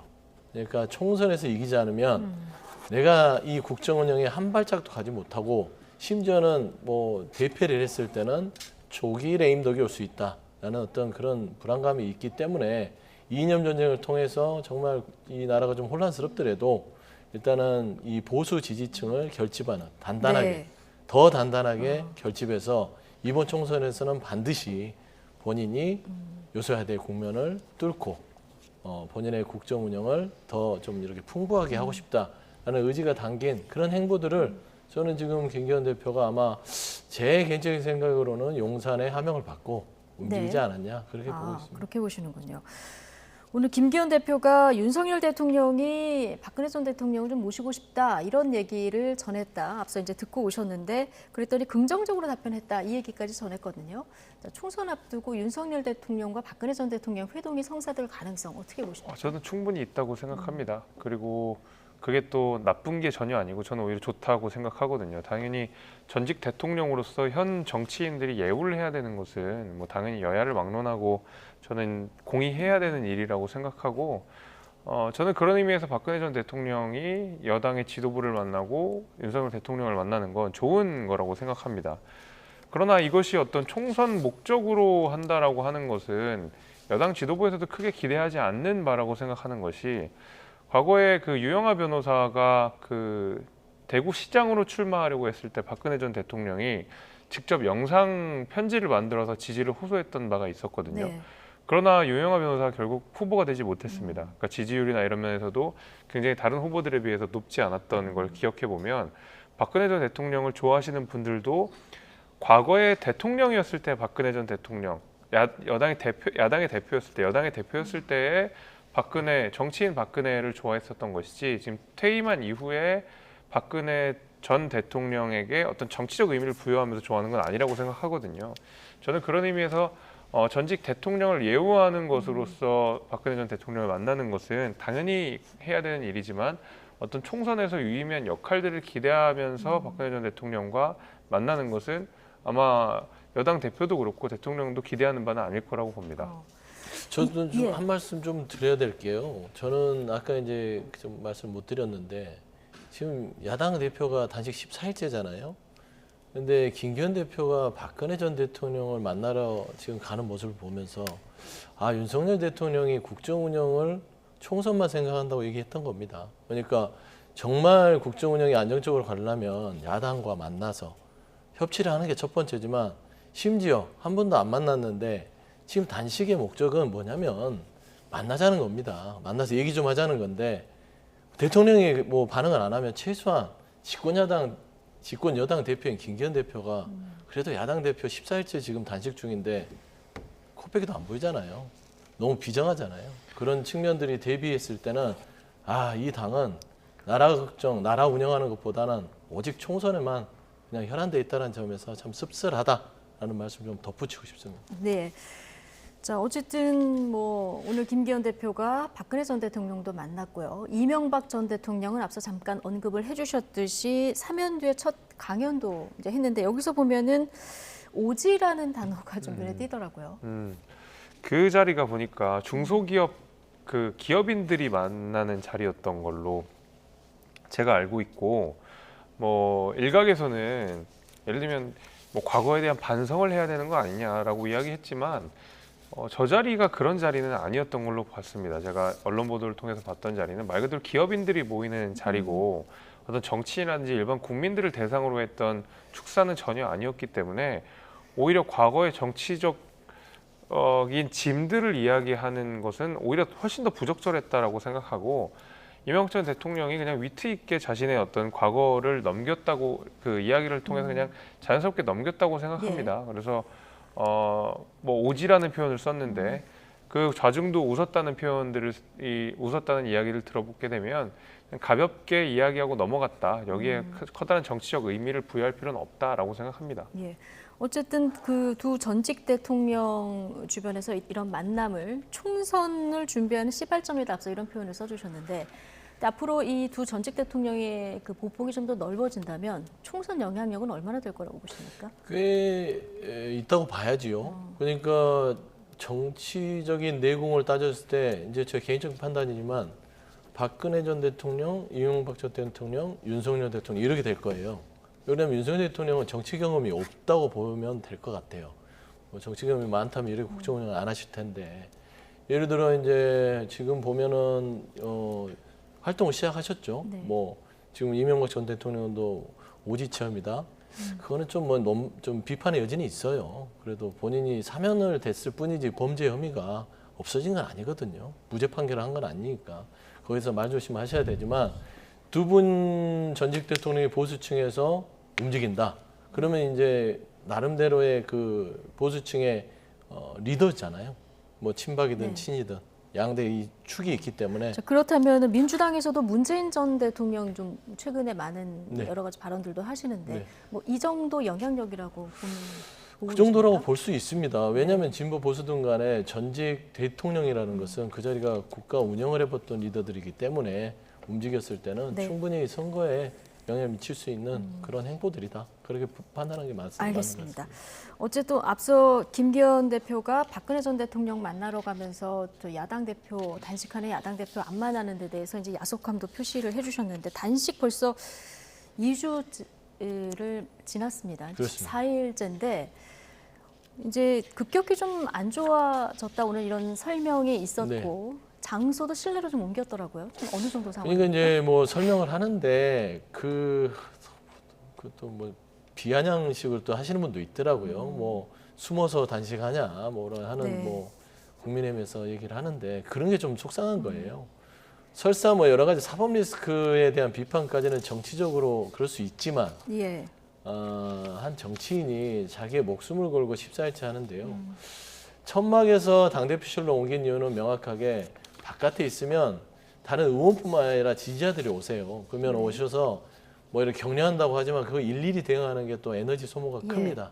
그래서 이제 이 대응까지도 힘든 지경까지 와서 그러면 당대표실로 옮겨서 최소한의 움직임, 본인의 에너지를 보존하면서 단식을 마치지 않겠다고 하니 그래서 의원들이 오늘 다 만류는 했습니다. 좀 건강 상태가 더 가면은 좀 안 좋은 일이 생길 수 있으니 마치자 했는데 본인이 단식을 계속 하겠다 하니 대표실로 옮겨서 본인의 에너지, 단식할 수 있는 에너지를 최소화하기 위해서 지금 대표실에 옮겨서 하는 것인데 오늘 그 이재명 대표 건강 상태에 대한 브리핑도 당에서 있었는데 이거 매일 하는 겁니까? 그렇습니다. 그러니까 매일 체크할 정도로 좀 건강 상태가 안 좋고요. 그리고 솔직히 말씀드리면 14일을 굶는다는 게 고통이지요. 그러니까 지금 말하는 것은 저는 이런 말씀을 드리고 싶어요. 이재명 대표에 대한 사법 리스크를 비판하기 전에 이재명 대표는 야당 대표입니다. 야당 대표라는 것은 이 윤석열 정부에 대해서 비판적인 시각을 갖고 있는 국민을 대변하는 것입니다. 그러면 그 국민은 50%에서 60%가 지금 현재 넘는다고 봤을 때는 그 목소리를 외면하면 안 됩니다. 그렇기 때문에 와야 돼요. 김기현 대표도 지금 박근혜 전 대통령 만나는 걸 미루고 야당 대표 찾아와서 단식 중단하고 구체적인 게 내가 납득할 수 없다면 만나서 이야기합시다 해야죠. 그리고 윤석열 대통령도 이렇게 비장하게 하지 말고 최소한 정무수석 보내서 건강 상태가 어떤지 봐야죠. 그런 마음도 없이 어떻게 국정운영을 하려고 그러는지 모르겠습니다. 자, 어쨌든 단식이 장기화되면서 민주 당내에서는 단식을 중단해야 된다 이런 목소리가 점점 커지고 있는 분위기인 것 같고요. 자, 관련 화면 잠시 보고 오시겠습니다. 얼마나 힘이 드세요? 괜찮습니다. 그 단식이 길어지니까 문재인 대통령께서 정말 아주 깊게 지금 걱정을 하고 계십니다. 전에도 며칠 전에도 전화 주셨어요. 글쎄요. 감사한 말씀이고요. 고맙다는 말씀 전해 주십시오. 깊이 잘 새겨서 잘 결정하도록 하겠습니다. 네. 부쩍 좀 힘이 빠진 모습도 좀 볼 수 있는데 문 전 대통령이 깊이 걱정한다. 노영민 전 비서실장 이런 얘기를 전했는데 단식을 계속 할 것 같은 이런 분위기입니다. 이 출구는 좀 없어 보이고 언제까지 이어질 것 같습니까? 그러니까 출구가 없다는 게 아마 참 민주당 입장에서도 곤란한 지점일 거라고 생각하는데 지금 이재명 대표의 태도를 보게 되면 어쨌든 끝까지 가볼 때까지 가겠다라는 것처럼 보이거든요. 그리고 그 가운데서 앞으로 남아있는 뭐 재판이라든지 소환이라든지 이런 것들도 제대로 응하지 않을 가능성도 대단히 높습니다. 그렇다 그러면 이재명 대표 입장에서는 결국 예를 들면 응급실에 가는 방식 아니면 의사들의 강력한 권고를 통해서 강제로 중단하는 방식밖에는 답이 없을 텐데 글쎄 그런 방식까지 가야 될 필요가 있느냐라는 생각은 좀 듭니다. 왜냐하면 뭐 당연히 이제 저는 상대당 입장이긴 하지만 어쨌든 야당 대표로서 본인이 단식 이외에도 할 일들이 너무 많거든요. 그리고 본인이 또 야당의 고심점이 돼야 되는 것도 있고 몸을 상해가면서까지 할 필요는 저는 없다고 보기 때문에 아마 민주당 입장에서도 곤란할 겁니다. 근데 이제 여당 입장에서 이것을 뭔가 거들거나 아니면은 좀 찾아뵙기가 상당히 좀 어려운 곤란한 부분이 있다라는 네. 것은 앞서서 뭐 비정하다는 표현을 쓰시긴 하셨지만은 그런 거 아니겠습니까? 이재명 대표가 단식을 함으로써 얻었던 정치적 이익이라고 하는 것이 결국 제가 앞서 말씀드린 이재명 대표가 검찰 소환에 제대로 응하지 않고 재판에 제대로 응하지 않고 검찰의 수사를 조금 흐리멍텅하게 만들어 버리고 이런 이재명 대표 개인 사법 리스크를 막아내는데 단식이 활용되고 있다는 비판이 한 가지가 있는 예. 점이고요. 또 개파 간의 봉합들, 문재인 전 대통령까지 연락을 하고 친문, 친명 이런 개파들이 봉합이 되고 동정론이 일어나면서 민주당 자체가 좀 결집하는 효과들이 분명히 있거든요. 예. 그래서 이재명 대표가 처음에 단식을 하면서 내걸었던 3가지 조건들은 온데간데 없이 사라져 버렸습니다. 그럼 결국 이재명 대표의 단식은 이재명 개인과 민주당을 위한 단식이 돼버렸기 때문에 여당이 여기에 가서 들러리를 사기는 네. 사실 쉽지 않다. 자, 지금 대북 송금 의혹 조사까지 어쨌든 검찰이 조사를 마쳤고 추석 전에 영장을 청구할 거다 이런 전망은 뭐 지배적인데요. 지난번에 대장동하고 성남FC하고 묶어서 영장을 청구했을 때 국회에서 표결을 하지 않았습니까? 이때 그 가결과 부결이 딱 한 표 차였어요. 굉장히 아슬아슬했는데 자, 이번에는 단식이라는 변수가 맞물려 있거든요.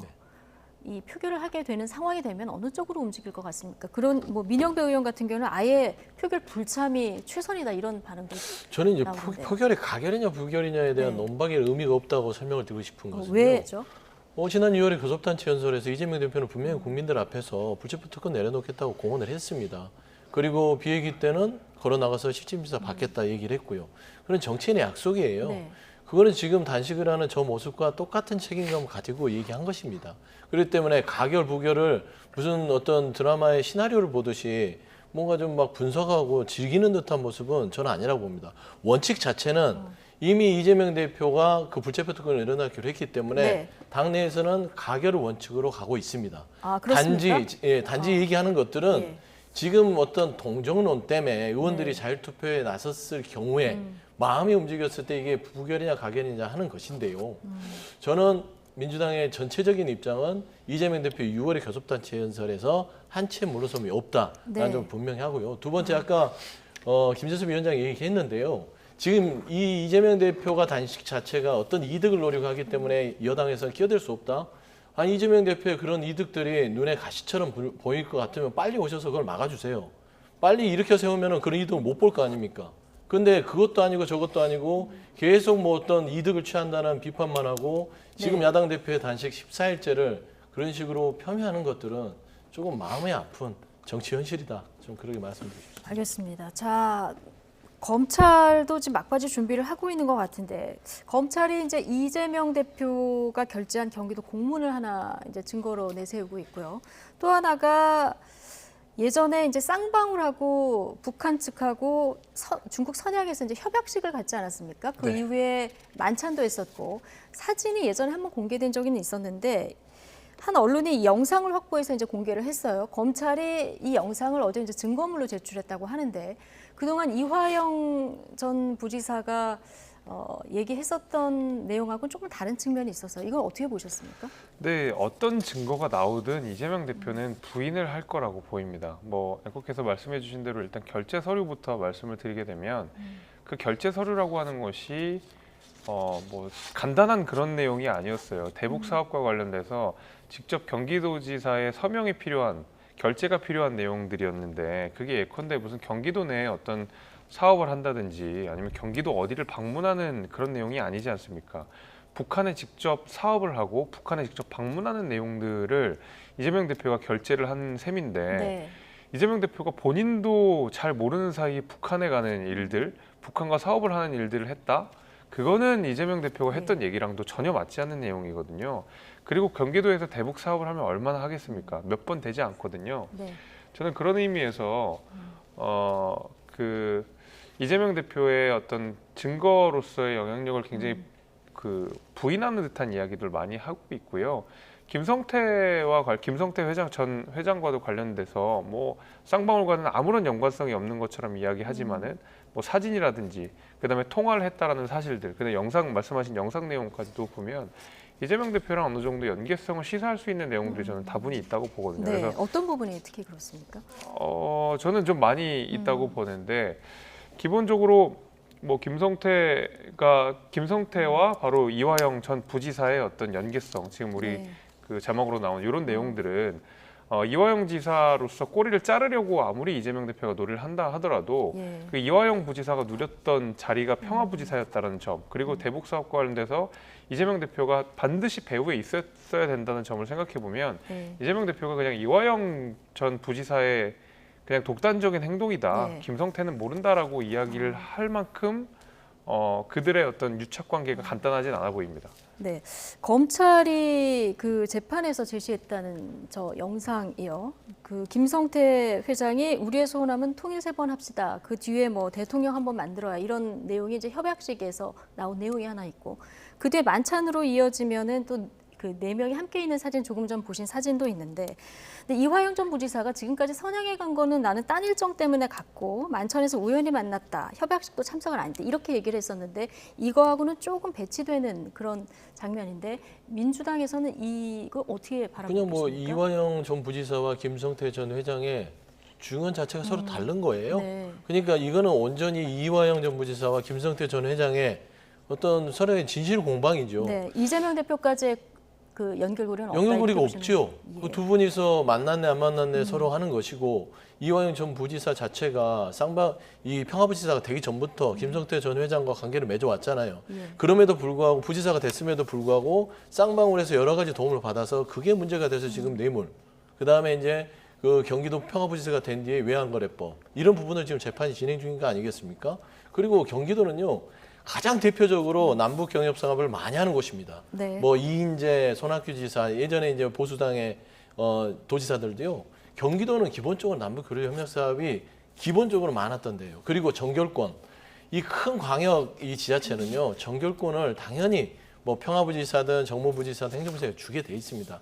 그런 부분을 가지고 검찰이 엮어넣기 위해서 마치 경기도지사가 모든 행정의 정책을 결재해야만 하는 듯이 책임을 물으면서 뭔가 김성태 전 회장과 이재명 당시 지사를 엮으려고 하는 거라서, 그래서 증거를 제대로 제시하지 못했다라고 이재명 대표가 얘기했다라고 좀 말씀드립니다. 알겠습니다. 결국 검찰이 1차적으로 구속영장 청구할지 여부를 지켜봐야 되고, 그렇게 될 경우 이제 증거물을 또 재판부에서 어떻게 판단할지, 이것도 좀 지켜봐야 될 것 같습니다. 김재섭 국민의힘 도봉갑 당협위원장, 그리고 서영주 민주당 상근부대변인 두 분과 함께했습니다. 고맙습니다.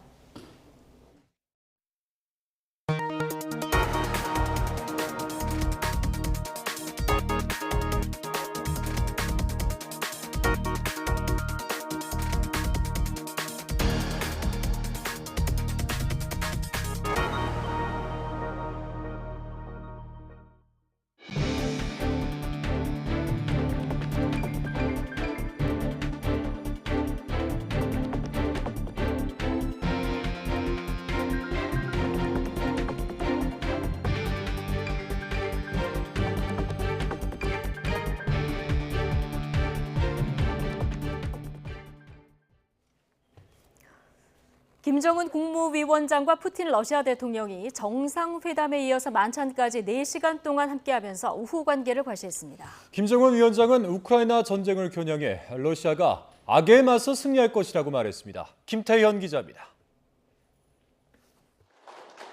정상회담 뒤 이어진 성대한 만찬. 푸틴 대통령은 김정은 위원장의 러시아 방문 분위기가 우호적이었다고 평가했습니다. 이어 김일성 주석과 김정일 국방위원장에 대한 기억을 떠올리며 김 위원장이 선대의 업적을 계승했다고 말했습니다. 사람은 옛사람이 좋다는 두 나라의 비슷한 속담을 언급하며 우호 협력을 위해 건배를 제의했습니다. Хочу предложить тост за дальнейшее укрепление дружбы и сотрудничества между нашими странами, между Российской Федерацией и Корейской Народно-Демократической Республикой, за благополучие и процветание наших народов. 김정은 위원장은 이에 화답해 러시아가 악에 맞서 승리할 것이라고 강조했습니다. 우리는 러시아 군대와 이민이 패권과 팽창 야망을 추구하는 악의 무리들을 징벌하고 안정적인 발전 환경을 마련하기 위한 정의의 싸움에서 반드시 위대한 승리를 쟁취하리라고 확신합니다. 우크라이나 전쟁을 직접 겨냥하고 있어 더욱 주목되는 발언입니다. 북한과 러시아의 협력은 한층 강화될 전망입니다. 방금 나는 푸틴 동지와 조선반도와 유럽의 정치 군사 정세에 대해서 심도 있게 토의했으며 주권적 권리와 안전을 수호하고 지역과 세계의 공고한 평화를 담보하기 위한 투쟁에서 전략전술적 협동과 지지 연대를 가일층 강화해 나갈 데 대하여 만족한 견해 일치를 보았습니다. 기자회견이나 문서 서명은 없었습니다. 2시간의 정상회담에 이어 만찬까지 4시간에 걸친 일정이 마무리된 뒤 김정은 위원장은 푸틴 대통령의 배웅을 받으며 떠났습니다. YTN 김태현입니다. 국제무대에서 지각대장으로 악명이 높은 푸틴 대통령이 이번에는 30분 먼저 도착해 김정은 국무위원장을 맞이했습니다. 4년 전에는 김 위원장이 지각을 하는 바람에 이 푸틴 대통령을 기다리겠다고 하는데요. 4년 전과 닮은 듯 다른 북러 회담의 모습 최용주 기자가 전해드리겠습니다. 국제회담장에 늘 늦게 도착하는 수법으로 기선제압을 해왔던 푸틴 러시아 대통령. 이번에는 회담장에 30분 먼저 도착해 김정은 위원장을 맞이합니다. 안녕하십니까. 잘 오셨습니다. 이 바쁜 속에서도 우리를 초청해 주셔서 한대중들을 감사드립니다. 4년 전 회담 때는 푸틴 대통령이 예정 시간을 30여 분 넘겨 회담장에 나타났는데 김 위원장이 더 늦게 등장하면서 본의 아니게 푸틴 대통령이 30분을 기다렸습니다. 회담장에 도착하기까지 김정은 위원장은 4년 전처럼 전용 열차를 타고 느리게 이동했고 북한과 러시아 접경 지역인 러시아 하산에서 성대한 환영 행사가 열린 것도 닮은 풍경입니다. 하지만 회담 장소는 블라디보스토크에서 열릴 것이라는 예상과는 달리 깜짝 장소를 택했습니다. 이 같은 만남에 전 세계가 주목한 것도 닮은 꼴이지만 두 정상의 입지는 4년 전과는 크게 다르다는 평가입니다. 당시는 2차 북미 정상회담에서 핵 협상이 결렬된 이후 김 위원장이 국제적 고립 상태에서 푸틴 대통령에게 절박하게 손을 내민 형국이었습니다. 하지만 이번 정상회담은 우크라이나 전쟁으로 국제사회에서 철저히 외면받게 된 러시아가 더 절박한 입장에 처했다는 분석입니다.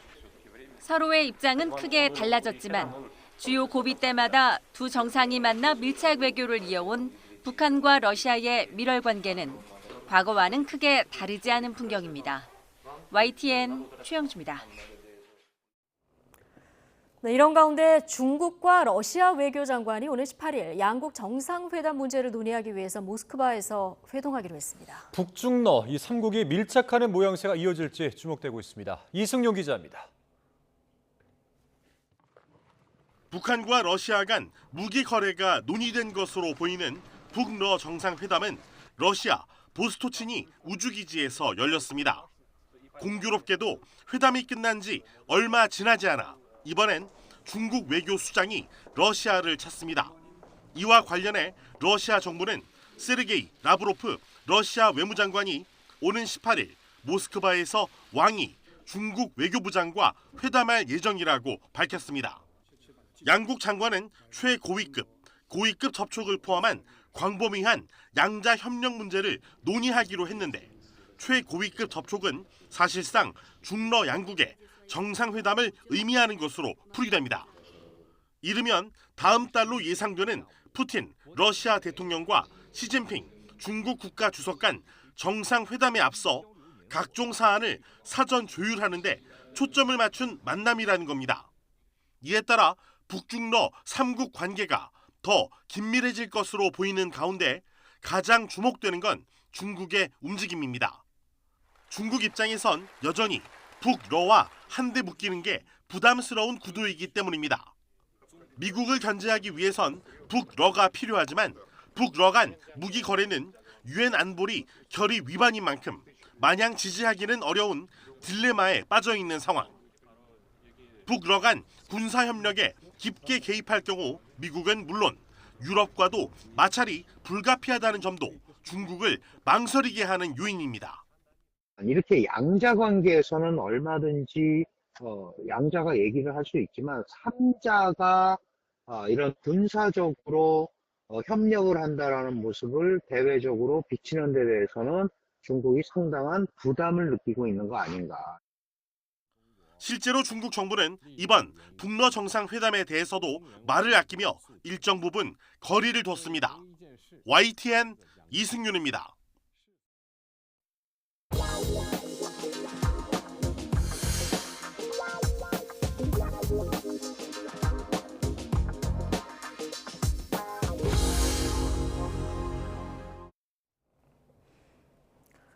서울 강남에서 주차 문제로 다투다가 상대를 흉기로 위협하고 람보르기니 차량을 타고 달아난 30대 남성이 구속됐습니다.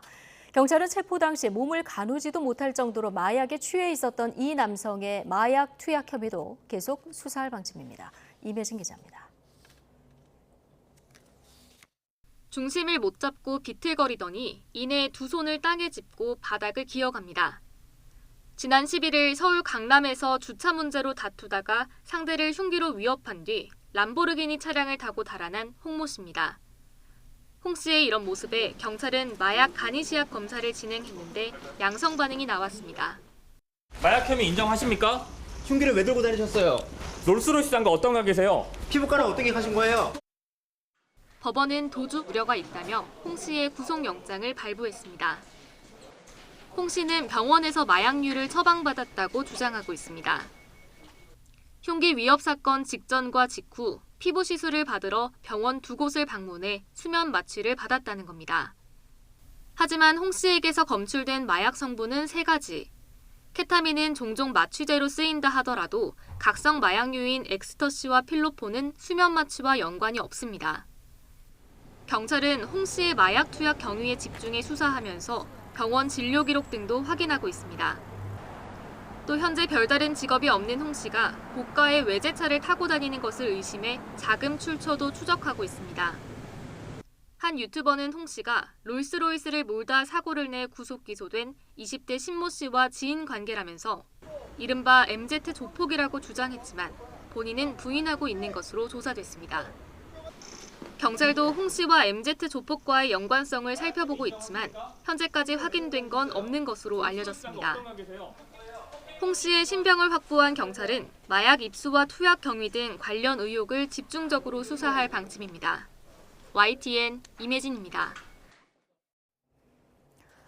현재 경찰관이 집단 마약 투약이 의심되는 모임에 참석했다가 추락사한 가운데 이 모임이 일부 참석자의 생일 파티를 위해서 열렸다는 진술이 나왔습니다. 주동자 2명을 구속한 경찰은 모임 2주 전부터 마약을 구매한 정황을 확인하고 처음부터 마약 모임을 기획한 건지 조사하고 있습니다. 권준수 기자입니다. 지난달 27일 현직 경찰관이 추락사한 서울 용산 아파트의 모임 장소를 제공했다가 구속된 45살 정모 씨. 현장에 몇 명 있었고 본인이 모임 다 초대한 거 맞습니까? 함께 구속된 대기업 직원 31살 이모 씨와는 생일이 딱 하루 차이 나는데 최근 당시 모임이 이 둘의 생일 파티였다는 진술이 나왔습니다. 경찰은 정 씨와 이 씨 그리고 영장이 기각되며 구속을 피한 헬스 트레이너 31살 김모 씨까지 3명을 주동자로 보고 있습니다. 정 씨가 장소를 잡으면 이 씨와 김 씨는 참석자를 모아오기로 했다는 겁니다. 생일 파티엔 지금까지 21명이 참석한 것으로 확인됩니다. 구속된 2명을 포함한 일부 참석자들에서 여러 종류의 마약이 검출됐고 천사의 마약으로 불리는 불법 마취제 성분도 나왔습니다. 경찰은 특히 이 씨와 김 씨 등이 모임 2주 전 이태원에 있는 클럽에서 엑스터시와 케타민을 산 정황을 포착했습니다. 모임의 목적이 단순한 생일 축하가 아닌 처음부터 마약 투약이었을 것으로 의심하는 이유입니다. 경찰은 숨진 A 경장 역시 마약을 했을 가능성에 무게를 두고 있습니다. 참석자들도 경찰 조사에서 A 경장이 마약을 투약했다고 진술한 것으로 전해졌습니다. A 경장에 대한 국립과학수사연구원의 정밀 감정 결과는 이르면 다음 주쯤 나올 전망입니다. 이에 따라 A 경장의 마약 투약 여부가 밝혀지고 다른 참석자들에 대한 모발 정밀 감정 결과까지 받으면 경찰의 수사엔 한층 속도가 붙을 것으로 보입니다. YTN 권준수입니다. 대전에서 숨진 교사의 유족이 악성 민원을 제기한 학부모들에 대해서 법적 대응에 나서기로 했습니다. 대전 교사노조는 오늘 유족과 변호사 등과 논의한 끝에 악성 민원 학부모들에게 사과를 요구하고 사자 명예훼손과 강요, 협박 등의 혐의로 고발하기로 했다고 밝혔습니다. 또 시교육청에는 고인에 대한 순직 처리를 요구하기로 했습니다. 해당 교사가 악성 민원과 아동학대 고소 말고도 학교폭력 신고를 당해 학교폭력대책자치위원회가 열렸던 것으로 확인됐습니다. 신고는 지난 2019년 12월 한 학부모가 접수했으며 교사가 아동학대 의심 행동을 했다는 내용이었습니다. 당시 피해 학생에게는 전문가에 의한 심리상담과 조언 처분이 내려졌고 해당 교사에 대해서는 경찰에서 수사 중이라며 해당 없음 결정이 내려졌습니다. 교사의 정당한 교육 활동을 보호하기 위한 이른바 교권 4법이 국회 교육위원회 소위를 여야 합의로 통과했습니다. 오는 21일 본회의 문턱도 넘을 것으로 보이는데 이견이 컸던 학생의 교권 침해 이력을 생활기록부에 기재하는 방안은 일단 제외됐습니다. 박광열 기자의 보도입니다. 최근 교사들의 극단적 선택이 잇따르며 교권 추락이 사회 문제로 떠오른 가운데 교총과 전교조 등 주요 교원단체 대표가 국회를 찾았습니다. 공교육 정상화를 위해선 무너진 교권의 회복이 필수라며 관련 법의 이번 달 내 처리 필요성을 거듭 촉구했습니다. 선생님의 깊은 한숨과 눈물을 없애고 응원과 격려를 해주시는 가장 좋은 방법은 바로 교권 입법에 있습니다. 이어진 교육위 소위에서 여야는 이른바 교권회복 4법을 통과시켰습니다. 교사가 아동학대 범죄로 신고되더라도 정당한 사유가 없는 한 직위 해제부터 시키지 않도록 하는 방안이 담겼습니다.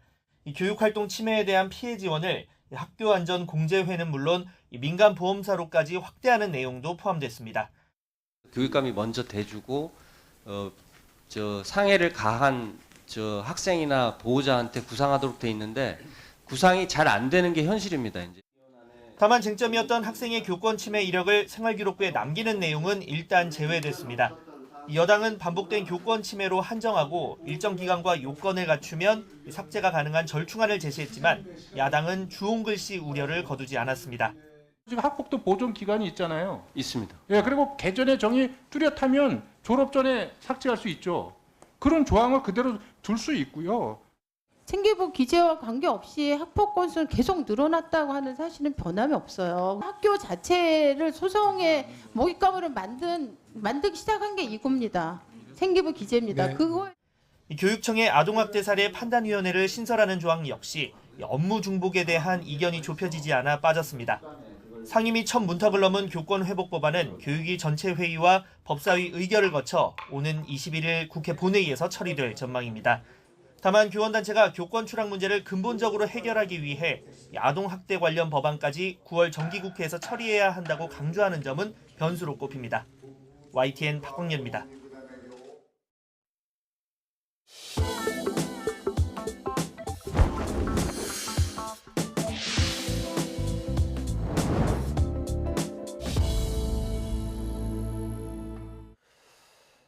수도권을 중심으로 집값이 빠르게 회복되면서 거래는 오히려 주춤하고 있습니다.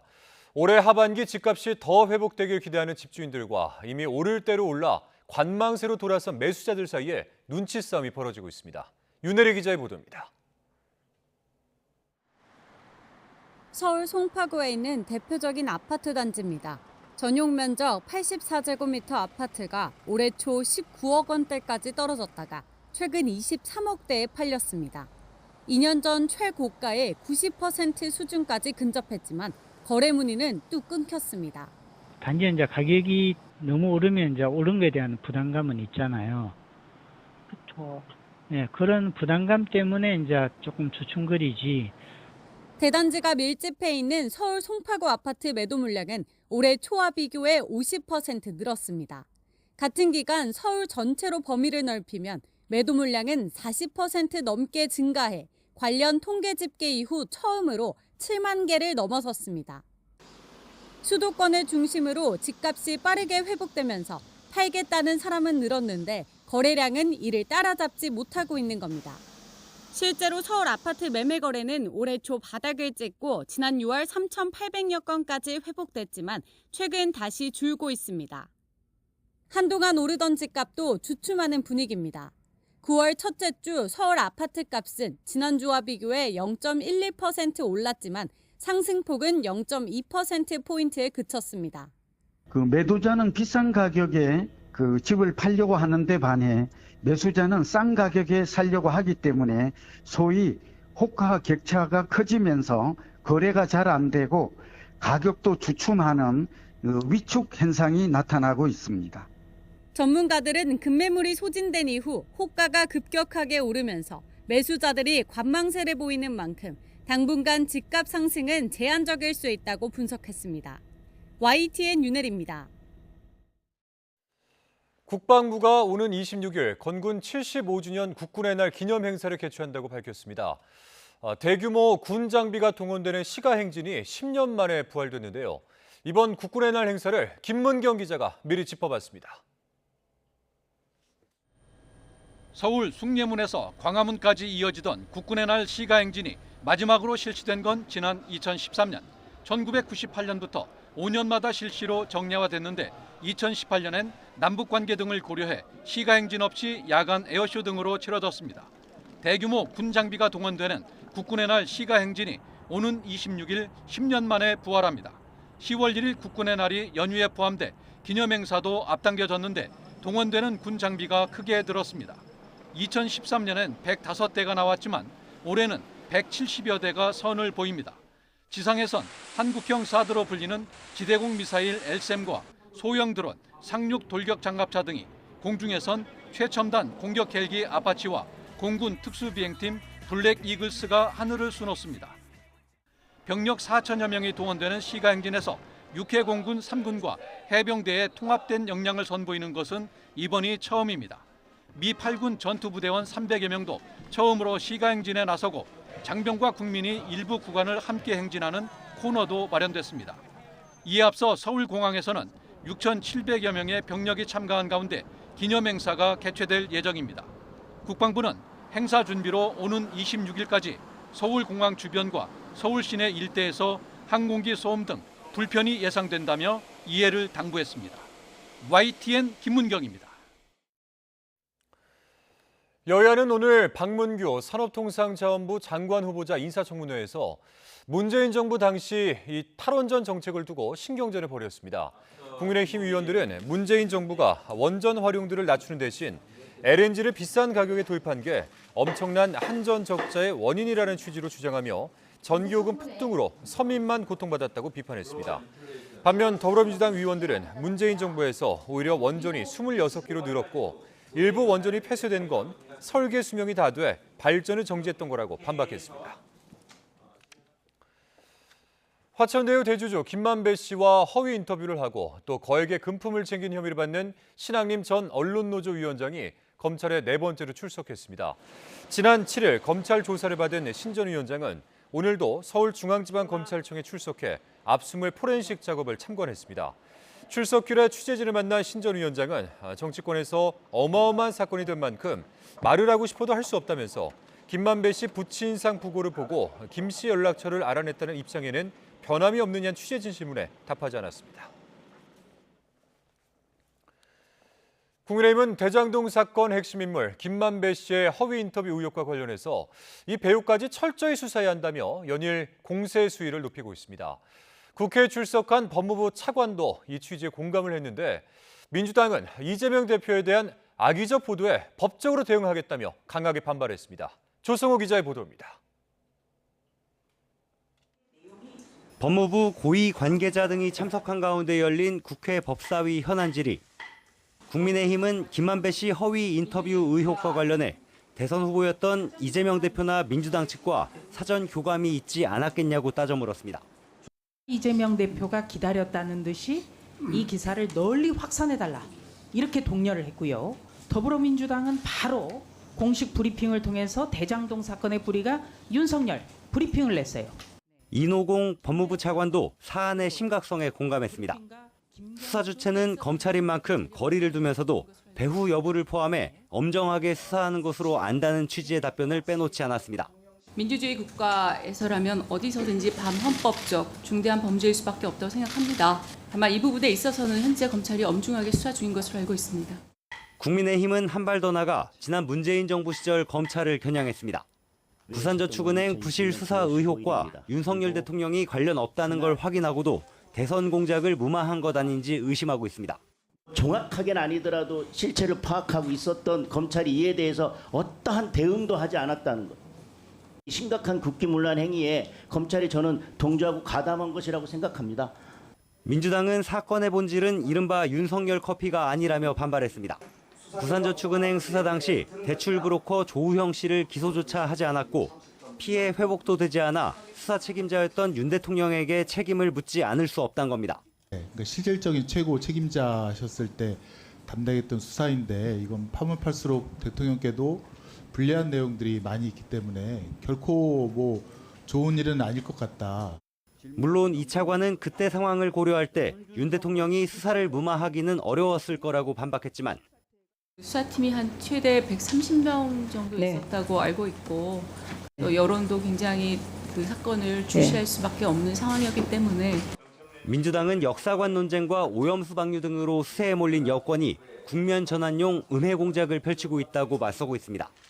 특히 단식 중인 이재명 대표에 대해서도 악의적인 보도가 쏟아지고 있다며 법적 대응을 시사했습니다.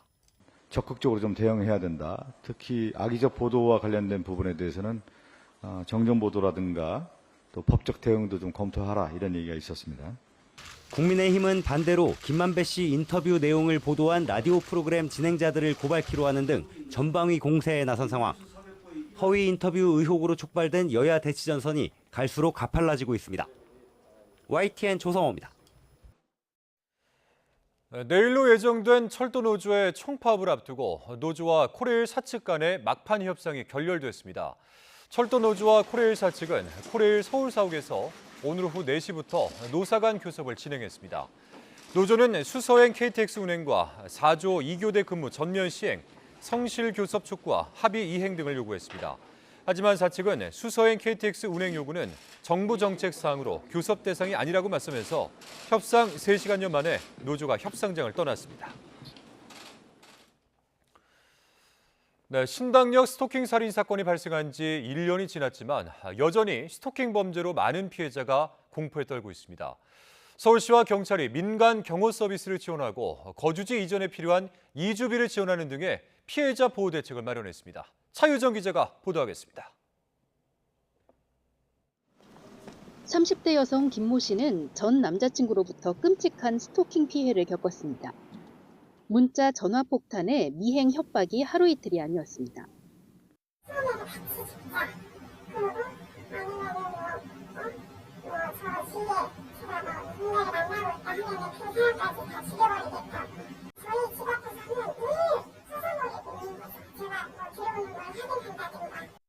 신당역 스토킹 살인 사건 이후 1년이 지났지만 스토킹 범죄는 끊이질 않고 있습니다. 경찰에 입건된 스토킹 범죄가 올해에만 벌써 7,000건이 넘었습니다. 가장 중요한 건 추가 범죄를 막기 위해 가해자와 분리해 피해자를 보호하는 겁니다. 이를 위해 서울시와 경찰이 공조해 전담 조직을 만들었습니다. 경찰에 신고가 접수되면 피해자가 원할 경우 서울시의 기본 정보가 공유돼 안전 강화, 심리 지원 등이 이루어집니다. 고위험 스토킹 범죄 피해자에 대해선 민간 경호 서비스도 지원합니다. 하루 10시간씩 일주일 동안 지원받을 수 있고 필요하면 기간을 늘릴 수도 있습니다. 피해자가 피신할 수 있는 쉼터도 확대하고 필요할 경우 이사비도 지원합니다. 전문가들은 스토킹 피해자에 대한 회복 지원이 더욱 지속적으로 이루어져야 한다고 강조합니다. 자신의 삶터에서 일상을 회복하는 게 중요하기 때문에 꼭 경찰의 도움뿐만 아니라 그 일상에서 뭐 출퇴근이라든지 또 일상을 영위할 수 있도록 그런 안심 동행 서비스와 같은 이와 함께 현행법상 피해자가 접근 금지 등의 보호 조치를 받기까지 시간이 걸리는 경우가 있는데 즉각적으로 보호받을 수 있도록 하고 분리 조치 시 분리하는 거리를 늘리는 등의 피해자 보호의 실효성을 강화하는 입법이 이루어져야 한다는 지적도 나옵니다. YTN 차유정입니다. 정부는 한국 전문가가 후쿠시마 IAEA 사무소에 상주하는 방안을 협의했지만 받아들여지지 않았고 대신 그에 못지않은 정보 공유 메커니즘을 만들게 됐다고 설명했습니다. 박구현 국무조정실 국무 1차장은 오염수 관련 1일 브리핑에서 그로시 IAEA 사무총장이 지난 11일 오스트리아 빈 기자회견에서 했던 발언을 전하며 이같이 밝혔습니다. 박 차장은 그로시 사무총장이 IAEA 후쿠시마 사무소에 회원국 참여가 허용되느냐는 질문에 대해서 국제기구로서 독립적인 평가를 제공할 필요가 있어 허용하기 어렵다는 취지로 답변했다고 전했습니다. 다음 소식입니다. 충남 천안시에 있는 한 행정복지센터에 50대 남성이 흉기를 들고 들어와 난동을 부렸습니다. 자칫 끔찍한 피해가 날 수 있었던 상황, 용감한 시민이 남성을 붙잡고 또 직원들이 달려와 함께 제압하면서 악몽으로 번지는 걸 막아냈습니다. 양동훈 기자입니다. 모자를 쓴 남자가 행정복지센터 안으로 걸어 들어옵니다. 손에는 흉기를 들고 있습니다. 소리를 지르며 민원실 안으로 들어온 남성은 흉기를 들고 직원들을 위협하기 시작했습니다. 위기 일발의 상황, 시민 한 명이 뒤에서 다가가 괴한에게 달려들었습니다. 칼을 든 손을 붙들고 있는 사이 직원들이 뛰쳐나와 가세의 흉기를 빼앗으면서 난동은 끝이 났습니다. 그 뒤로도 시민과 직원들은 괴한이 다시 난동을 부리지 못하게 경찰이 올 때까지 계속 붙잡고 있었습니다. 뒤에 계신 민원분이 계셔가지고 그분이 먼저 달려들었거든요. 팔을 못 쓰게 먼저 붙잡고 그 다음에 저희 직원 두 분이 나오셔가지고 양쪽 팔 한 번씩 잡아주고. 갑작스러운 난동에 놀란 시민 한 명이 잠시 쓰러졌지만 다행히 금방 회복해 다친 사람은 없었습니다. 처음 괴한을 제압했던 시민은 YTN과의 통화에서 누구든 그 상황이면 비슷하게 행동했을 거라고 말했습니다. 솔직히 제가 제일 지혜가 있었어요. 등지고 있었으니까. 그 순간 찰나에 그냥 잡아야 된다 그 생각도 있었고, 저 아니어도 다른 사람이었어도 했을 거예요. 난동을 피운 남성은 경찰 조사에서 개명 후 주민등록증 재발급이 제때 되지 않아 그랬다고 주장한 거로 전해졌습니다. 경찰은 조사를 마치는 대로 이 남성에 대한 구속영장을 신청할 방침입니다. YTN 양동훈입니다.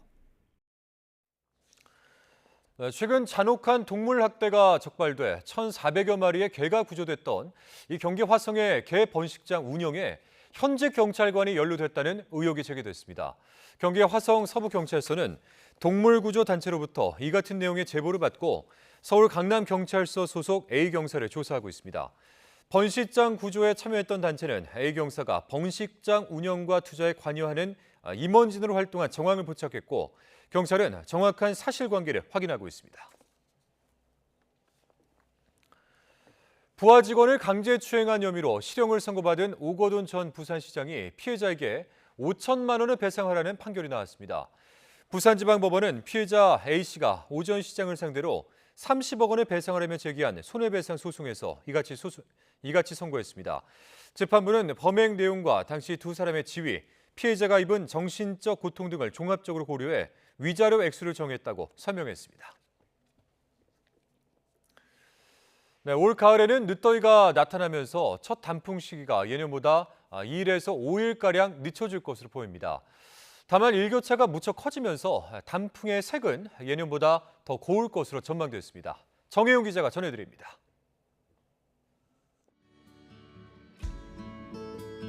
선선한 바람이 부는 가을이 되면 나무는 서서히 붉은색으로 옷을 갈아입습니다. 1년 중 산이 가장 화려해지는 시기, 가을 단풍이 시작되는 겁니다. 하지만 올해 단풍은 예년보다 조금 늦게 찾아올 것으로 보입니다. 가을 더위로 산의 20%가 물드는 첫 단풍 시기가 예년보다 2일에서 5일가량 늦어질 것으로 전망되기 때문입니다. 단풍의 시작 시기는 9월과 10월 기온에 좌우되는데 보통 기온이 낮을수록 빨라집니다. 올해는 늦더위가 길게 이어지면서 단풍의 시작 시기도 예년보다 다소 늦춰질 것으로 전망합니다. 전국에서 가장 먼저 단풍을 볼 수 있는 곳은 강원도 설악산입니다. 예년보다 이틀 늦은 이달 29일 첫 단풍이 들겠습니다. 이어 북한산은 10월 18일, 팔공산 10월 20일, 지리산 10월 15일, 내장산 10월 23일, 한라산은 10월 17일에 단풍이 들 것으로 보입니다. 단풍 절정기는 산의 80%가 단풍이 들었을 때로 첫 단풍 이후 약 2주 정도 뒤에 나타납니다.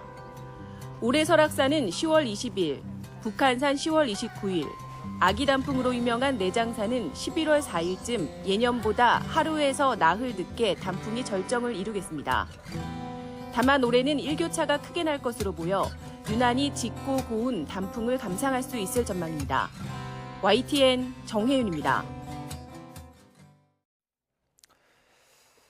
네, 중국산 목이버섯에서 잔류 농약이 기준치를 넘어 판매 중단과 회수 조치됐습니다. 식품의약품안전처는 프레시코와 대성물산에서 수입하고 신항 F&B와 한선식품이 소분해서 판매했던 중국산 목이버섯을 회수했다고 밝혔습니다. 회수 대상 제품의 포장일은 2020년 12월 31일과 2023년 5월 20일입니다. 네, 애플의 최신 스마트폰인 아이폰 15 시리즈가 다른 나라보다 한국에서 비싸게 팔리는 것으로 나타났습니다. 애플에 따르면 아이폰 15 기본 모델은 미국이 $799, 한국은 125만 원으로 책정돼 달러당 1,327.8원의 환율을 적용하면 한국이 17.8% 비쌌습니다. 일본에서의 가격도 한국보다 10만 원 이상 낮았고 중국도 109만 원대인 것으로 조사됐습니다. 자연의 청소로 불리는 솥동구리는 옛날엔 우리나라 전역에서 쉽게 찾아볼 수 있었습니다. 이 급격한 환경 변화 때문에 자취를 감췄었는데 몽골에서 들여와 증식에 성공한 뒤 이번에 국내 복원을 위해서 방사됐습니다. 김평정 기자입니다. 보슬비가 내리는 풀밭 위로 작은 상자에 든 모래를 쏟아붓습니다. 모래 속에 숨어있는 솥동구리를 자연에 풀어주는 것입니다. 솥동구리 200마리가 방사된 곳은 태안 신두리 해안사구로 방목된 소 5마리의 배설물이 먹이가 됩니다. 이곳은 소들이 자연적으로 자란 풀을 뜯어먹을 수 있는 넓은 목초지가 형성돼 있습니다. 그래서 솥동구리의 방사 장소로 선정됐습니다. 신두리에서 살아갈 솥동구리의 원래 고향은 몽골입니다. 몽골 솥동구리는 우리나라 토종 솥동구리와 유전적으로 같은 종입니다. 몽골에서 3차례에 걸쳐 830마리가 들어왔고 우리나라 기후와 토양에 적응하는 과정을 거쳐 1,300여 마리까지 늘었습니다. 방사된 솥동구리가 우리 생태계에 잘 정착할지는 다음 달쯤 들어가는 겨울잠을 거쳐 내년 봄에 얼마나 깨어날지를 봐야 알 수 있습니다. 10월 정도 되면 땅속에 한 30cm에서 50cm 사이에 들어가서 동면을 하게 되는데요. 보통 90% 이상 생존하면 괜찮다고 보고. 솥동구리는 지름 1.7cm 정도의 둥근 경단 모양으로 굴린 소와 말의 배설물을 먹이로 삼습니다. 솥동에 화학비료 같은 성분이 없어야 해서 방목된 소들은 자연에서 자란 풀만 먹고 겨울을 제외하곤 구충제도 먹지 않습니다. 신두리 해안사구의 솥동구리 서식지가 성공적으로 복원되면 제주와 신안 등 다른 지역에도 복원이 추진될 예정입니다. YTN 김평정입니다. 대홍수가 난 리비아에서 사망자가 눈덩이처럼 불고 있습니다. 사망자만 5천 명을 넘어섰고 실종자는 1만 명에 이르러 희생자는 더 늘어날 것으로 보입니다. 류재용 기자의 보도입니다. 폭풍에 댐 2곳이 터지면서 휩쓸고 간 도시는 폐허 그 자체입니다. 도로 곳곳이 무너지고 차량들은 종잇장처럼 구겨져 널브러져 있습니다. 건물들도 형체를 알아보기 힘들게 부서졌습니다. 병원에는 담요에 덮인 시신들이 쌓이고 길가에는 시신 더미들이 여전한 것으로 전해지고 있습니다.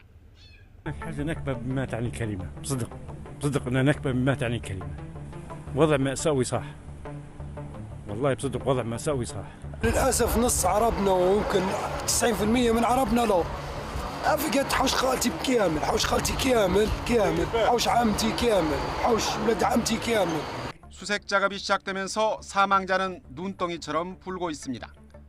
데르나 지역 사망자만 5천 명을 훌쩍 넘어섰고 실종자도 1만 명에 이르는 것으로 추정되고 있습니다. 리비아 정부의 재난지역 선포 속에 여러 나라에서 지원 물품과 인력을 파견하고 있지만 접근 도로 등 인프라가 파괴돼 수색 구호 작업에 어려움을 겪고 있습니다. There is still no Libyan or international aid arriving in the city. This means that people are digging with their hands, quite literally. 여기에 피해가 난 동부를 장악한 국민군과 서부의 통합정부가 대립하는 무정부 상태의 정치 상황도 대재앙을 수습하는 데 걸림돌이 되고 있습니다. YTN 유재용입니다. 앞으로 화재 발생 이력 등으로 보험 가입이 어려웠던 공동주택도 화재보험 가입이 가능해집니다. 금융위원회가 협정 변경을 인가함에 따라 화재보험 가입이 의무화된 특수건물 외에 15층 이하 아파트나 연립주택, 다세대 주택과 같은 공동주택 소유자도 공동인수 제도를 통해서 화재보험에 가입할 수 있습니다.